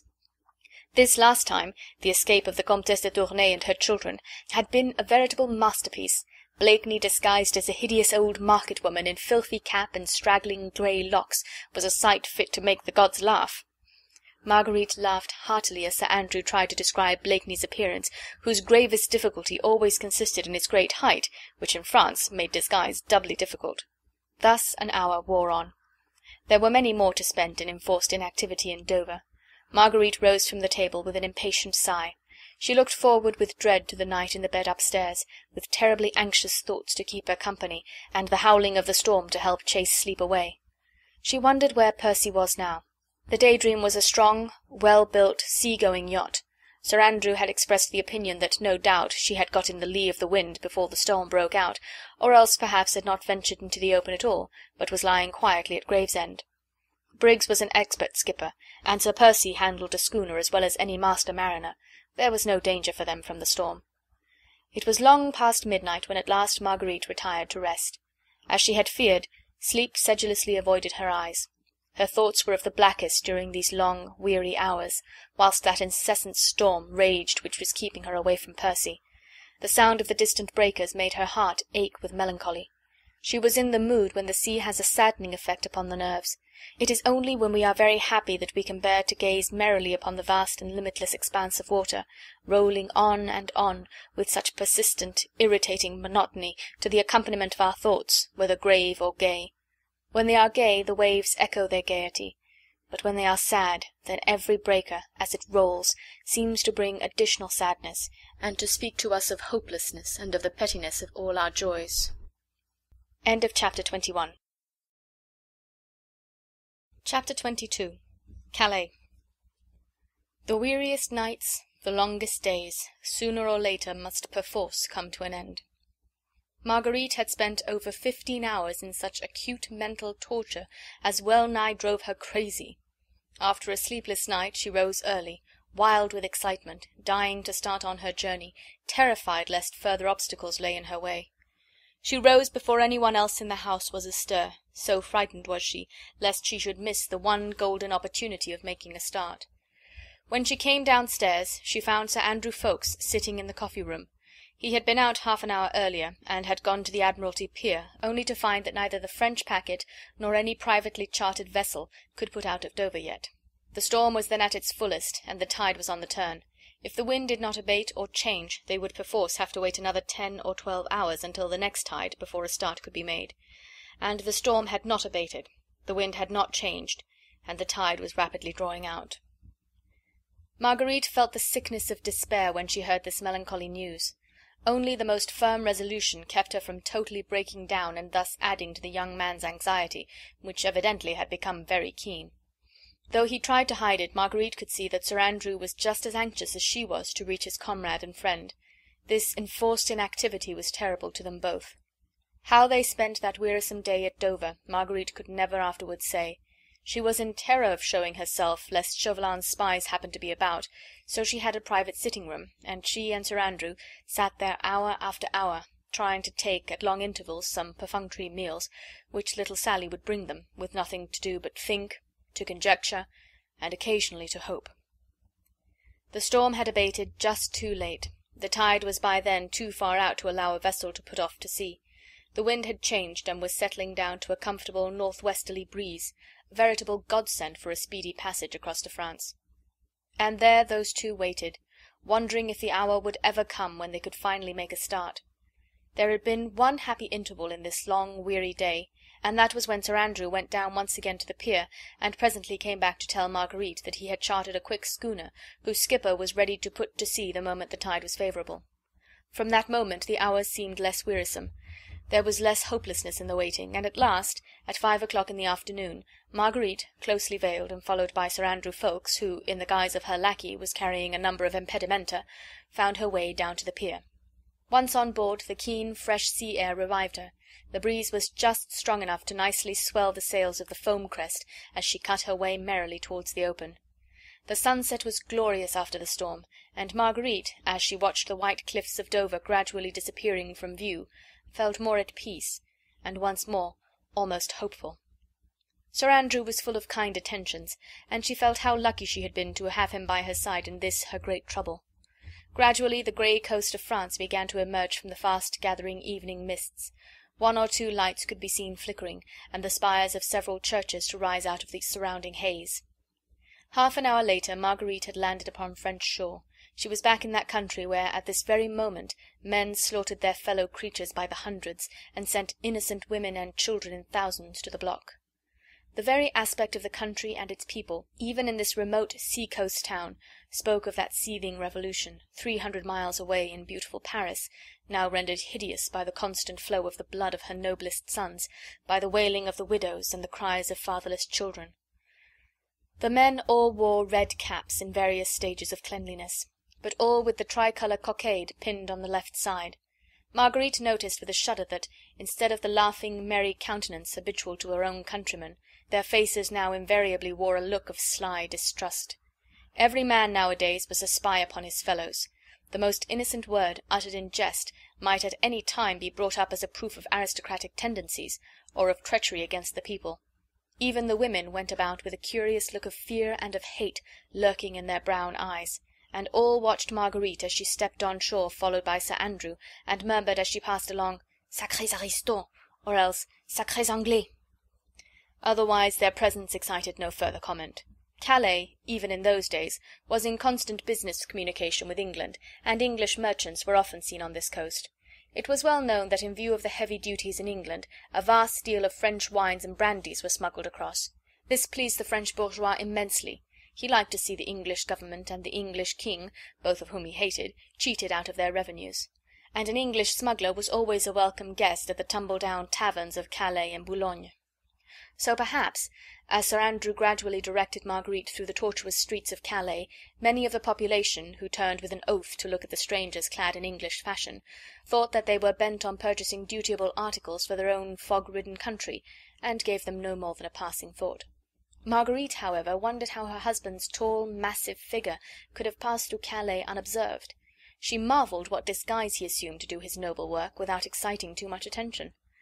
Without exchanging more than a few words, Sir Andrew was leading her right across the town, to the other side from that where they had landed, and the way towards Cap Gris-Nez. The streets were narrow, tortuous, and mostly evil-smelling, with a mixture of stale fish and damp cellar odours.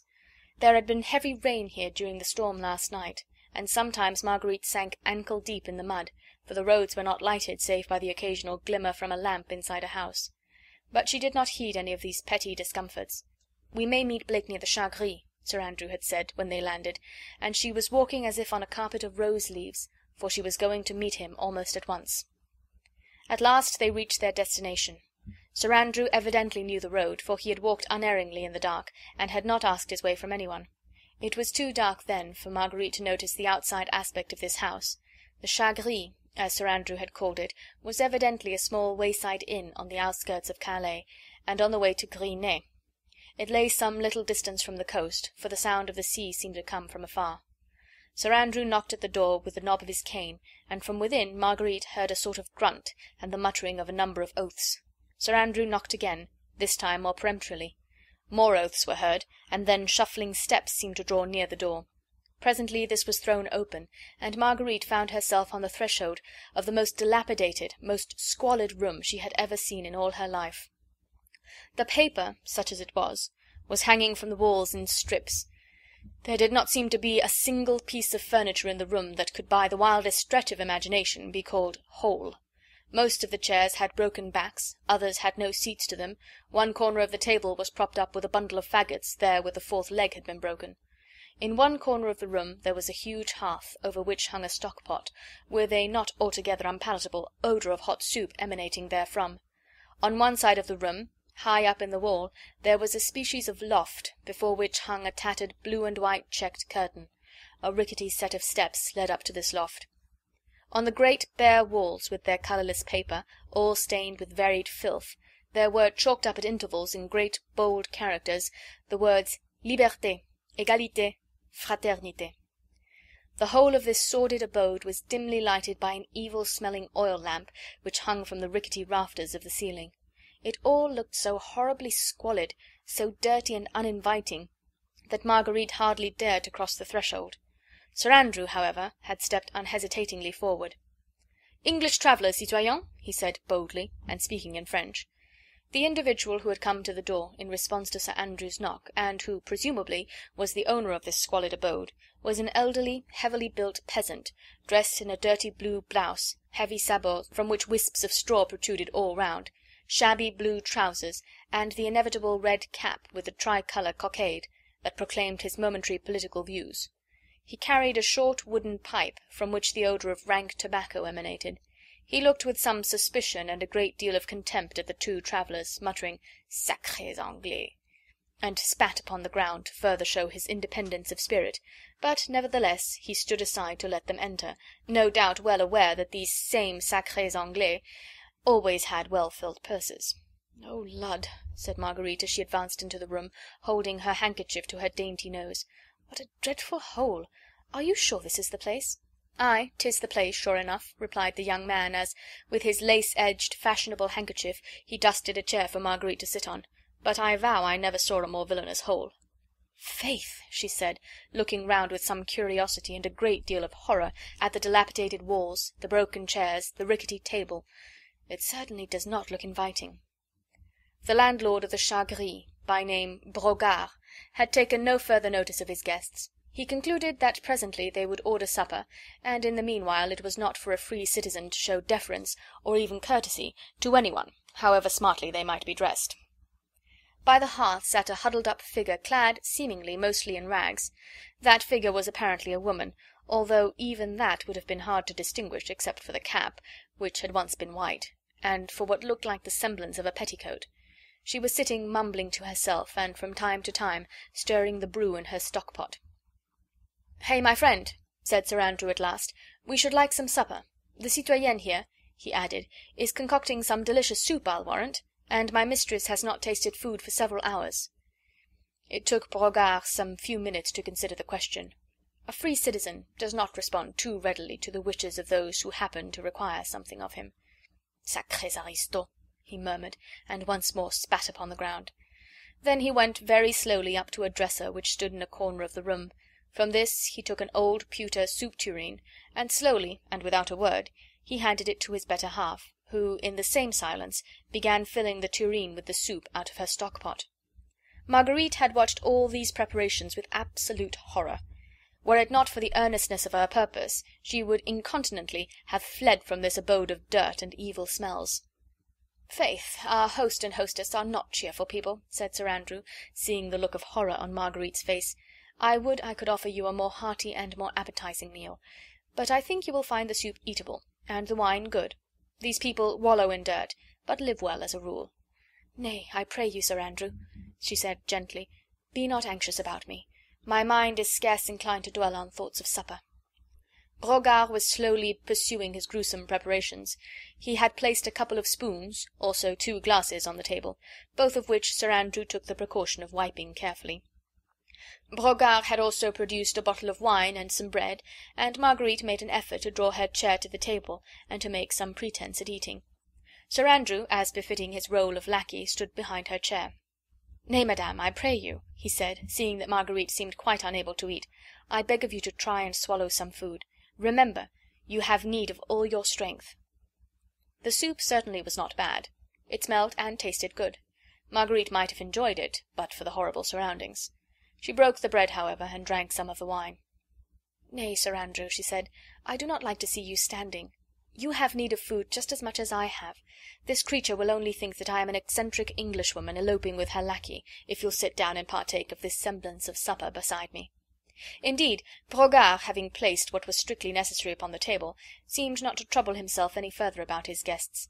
The Mere Brogard had quietly shuffled out of the room, and the man stood and lounged about, smoking his evil-smelling pipe, sometimes under Marguerite's very nose, as any free-born citizen who was anybody's equal should do.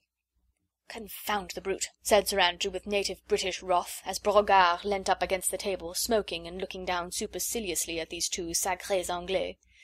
"In heaven's name, man," admonished Marguerite hurriedly, seeing that Sir Andrew, with British-born instinct, was ominously clenching his fist, "remember that you are in France, and that in this year of grace this is the temper of the people."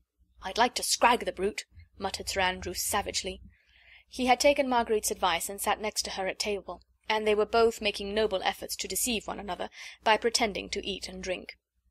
"I pray you," said Marguerite, "keep the creature in a good temper, so that he may answer the questions we must put to him." "I'll do my best, but, begad, I'd sooner scrag him than question him. Hey, my friend," he said pleasantly in French, and tapping Brogard lightly on the shoulder, "do you see many of our quality along these parts? Many English travellers, I mean." Brogard looked round at him over his near shoulder, puffed away at his pipe for a moment or two, as he was in no hurry, then muttered, "Sometimes." "Ah!" said Sir Andrew carelessly. "English travellers always know where they can get good wine, eh, my friend? Now tell me, my lady was desiring to know if by any chance you happen to have seen a great friend of hers, an English gentleman who often comes to Calais on business. He is tall, and recently was on his way to Paris. My lady hoped to have met him in Calais." Marguerite tried not to look at Brogard, lest she should betray before him the burning anxiety with which she waited for his reply. But a free-born French citizen is never in any hurry to answer questions. Brogard took his time. Then he said very slowly, "Tall Englishman? To-day? Yes, yes, to-day," muttered Brogard sullenly. Then he quietly took Sir Andrew's hat from a chair close by, put it on his own head, tugged at his dirty blouse, and generally tried to express in pantomime that the individual in question wore very fine clothes. "Sacré aristo," he muttered, "that tall Englishman." Marguerite could scarce repress a scream. "It's Sir Percy right enough," she murmured, "and not even in disguise." She smiled in the midst of all her anxiety, and through her gathering tears at the thought of the ruling passion strong in death, of Percy running into the wildest, maddest dangers, with the latest cut coat upon his back, and the laces of his jabot unruffled. "Oh, the foolhardiness of it!" she sighed. "Quick, Sir Andrew, ask the man when he went." "Ah, yes, my friend," said Sir Andrew, addressing Brogard with the same assumption of carelessness. "My lord always wears beautiful clothes. The tall Englishman you saw was certainly my lady's friend. And he has gone, you say?" "He went, yes. But he's coming back. Here." He ordered supper. Sir Andrew put his hand with a quick gesture of warning upon Marguerite's arm. It came none too soon, for the next moment her wild, mad joy would have betrayed her. He was safe and well, was coming back here presently, she would see him in a few moments perhaps. Oh, the wildness of her joy seemed almost more than she could bear. "Here," she said to Brogard, who seemed suddenly to have been transformed in her eyes into some heaven-born messenger of bliss. "Here, did you say the English gentleman was coming back here?" The heaven-born messenger of bliss spat upon the floor to express his contempt for all and sundry aristos who chose to haunt the Chat Gris. He muttered, "he ordered supper. He will come back. Sacré Anglais," he added, by way of protest against all this fuss for a mere Englishman. "But where is he now? Do you know?" she asked eagerly, placing her dainty white hand upon the dirty sleeve of his blue blouse. "He went to get a horse and cart," said Brogard laconically, as with a surly gesture he shook off from his arm that pretty hand which princes had been proud to kiss. "At what time did he go?"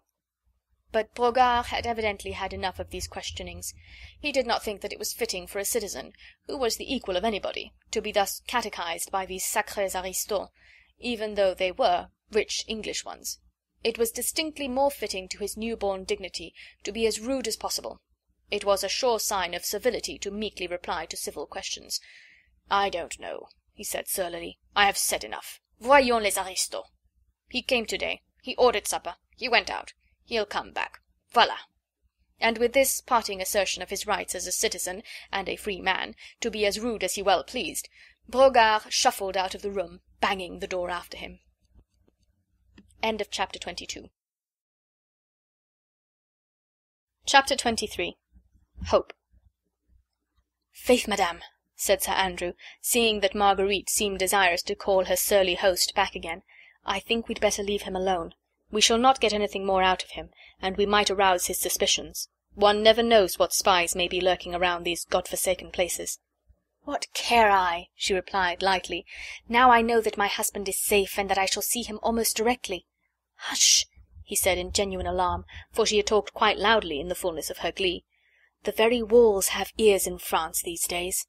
He rose quickly from the table and walked around the bare, squalid room, listening attentively at the door, through which Brogard had just disappeared, and whence only muttered oaths and shuffling footsteps could be heard. He also ran up the rickety steps that led to the attic, to assure himself that there were no spies of Chauvelin's about the place. "Are we alone, monsieur my lackey?" said Marguerite gaily, as the young man once more sat down beside her. "May we talk?" "As cautiously as possible," he entreated. "Faith, man, but you wear a glum face. As for me, I could dance with joy. Surely there is no longer any cause for fear. Our boat is on the beach, the foam crest not 2 miles out at sea, and my husband will be here, under this very roof, within the next half-hour perhaps. Sure there is naught to hinder us. Chauvelin and his gang have not yet arrived." "Nay, madam, that I fear we do not know." "What do you mean?" "He was at Dover at the same time that we were." "Held up by the same storm which kept us from starting." "Exactly. But I did not speak of it before, for I feared to alarm you. I saw him on the beach, not 5 minutes before we embarked. At least, I swore to myself at the time that it was himself. He was disguised as a curé, so that Satan, his own guardian, would scarce have known him. But I heard him then, bargaining for a vessel to take him swiftly to Calais, and he must have set sail less than an hour after we did." Marguerite's face had quickly lost its look of joy.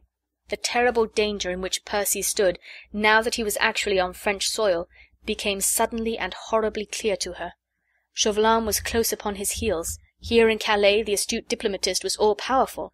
A word from him, and Percy could be tracked and arrested, and... Every drop of blood seemed to freeze in her veins. Not even during the moments of her wildest anguish in England had she so completely realized the imminence of the peril in which her husband stood.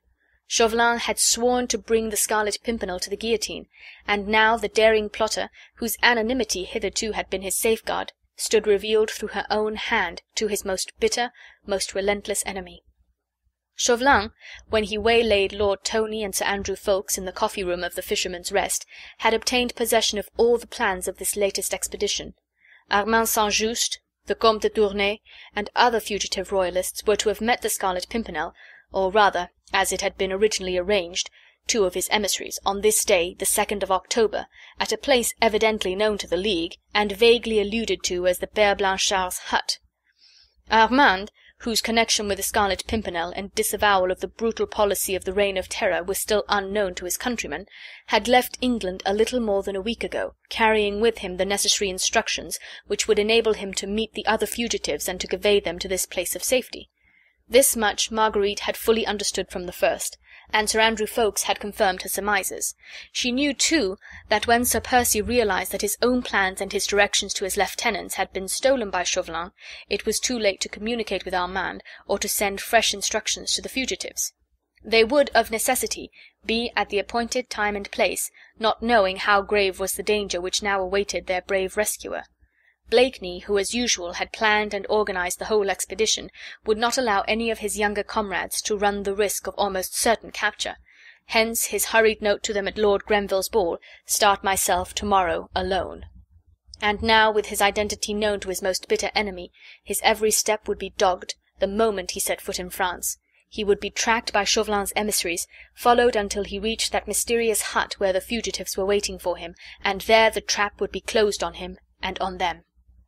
There was but 1 hour, the hour's start which Marguerite and Sir Andrew had of their enemy, in which to warn Percy of the imminence of his danger, and to persuade him to give up the foolhardy expedition which could only end in his own death. But there was that 1 hour. "Chauvelin knows of this inn, from the papers he stole," said Sir Andrew earnestly, "and on landing will make straight for it." "He has not landed yet," she said. "We have an hour's start on him, and Percy will be here directly. We shall be mid-channel ere Chauvelin has realized that we have slipped through his fingers." She spoke excitedly and eagerly, wishing to infuse into her young friend some of the buoyant hope which still clung to her heart. But he shook his head sadly. "Silent again, Sir Andrew?" she said with some impatience. "Why do you shake your head and look so glum?" "Faith, madame," he replied, "'tis only because in making your rose-coloured plans you are forgetting the most important factor." "What in the world do you mean? I'm forgetting nothing. What factor do you mean?" she added with more impatience. "It stands 6 foot odd high," replied Sir Andrew quietly, "and hath name Percy Blakeney." "I don't understand," she murmured. "Do you think that Blakeney would leave Calais without having accomplished what he set out to do? You mean—" "There's the old Comte de Tournay." "The Comte," she murmured, "and St-Just, and others." "My brother!" she said with a heart-broken sob of anguish. "Heaven help me, but I fear I had forgotten." Fugitives as they are, these men at this moment await with perfect confidence and unshaken faith the arrival of the Scarlet Pimpernel, who has pledged his honour to take them safely across the Channel.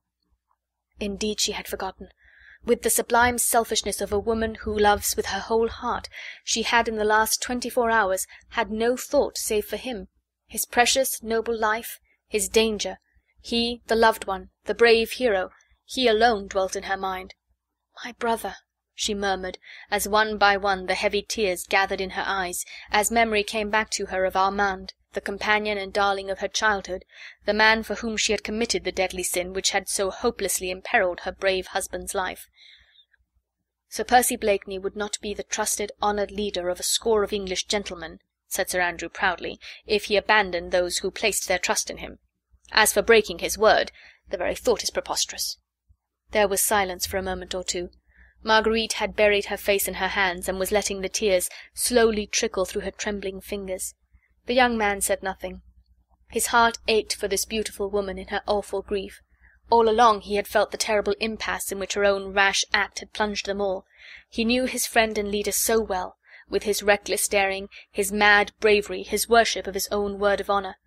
Sir Andrew knew that Blakeney would brave any danger, run the wildest risks sooner than break it, and with Chauvelin at his very heels, would make a final attempt, however desperate, to rescue those who trusted in him. "Faith, Sir Andrew," said Marguerite at last, making brave efforts to dry her tears, "you are right, and I would not now shame myself by trying to dissuade him from doing his duty.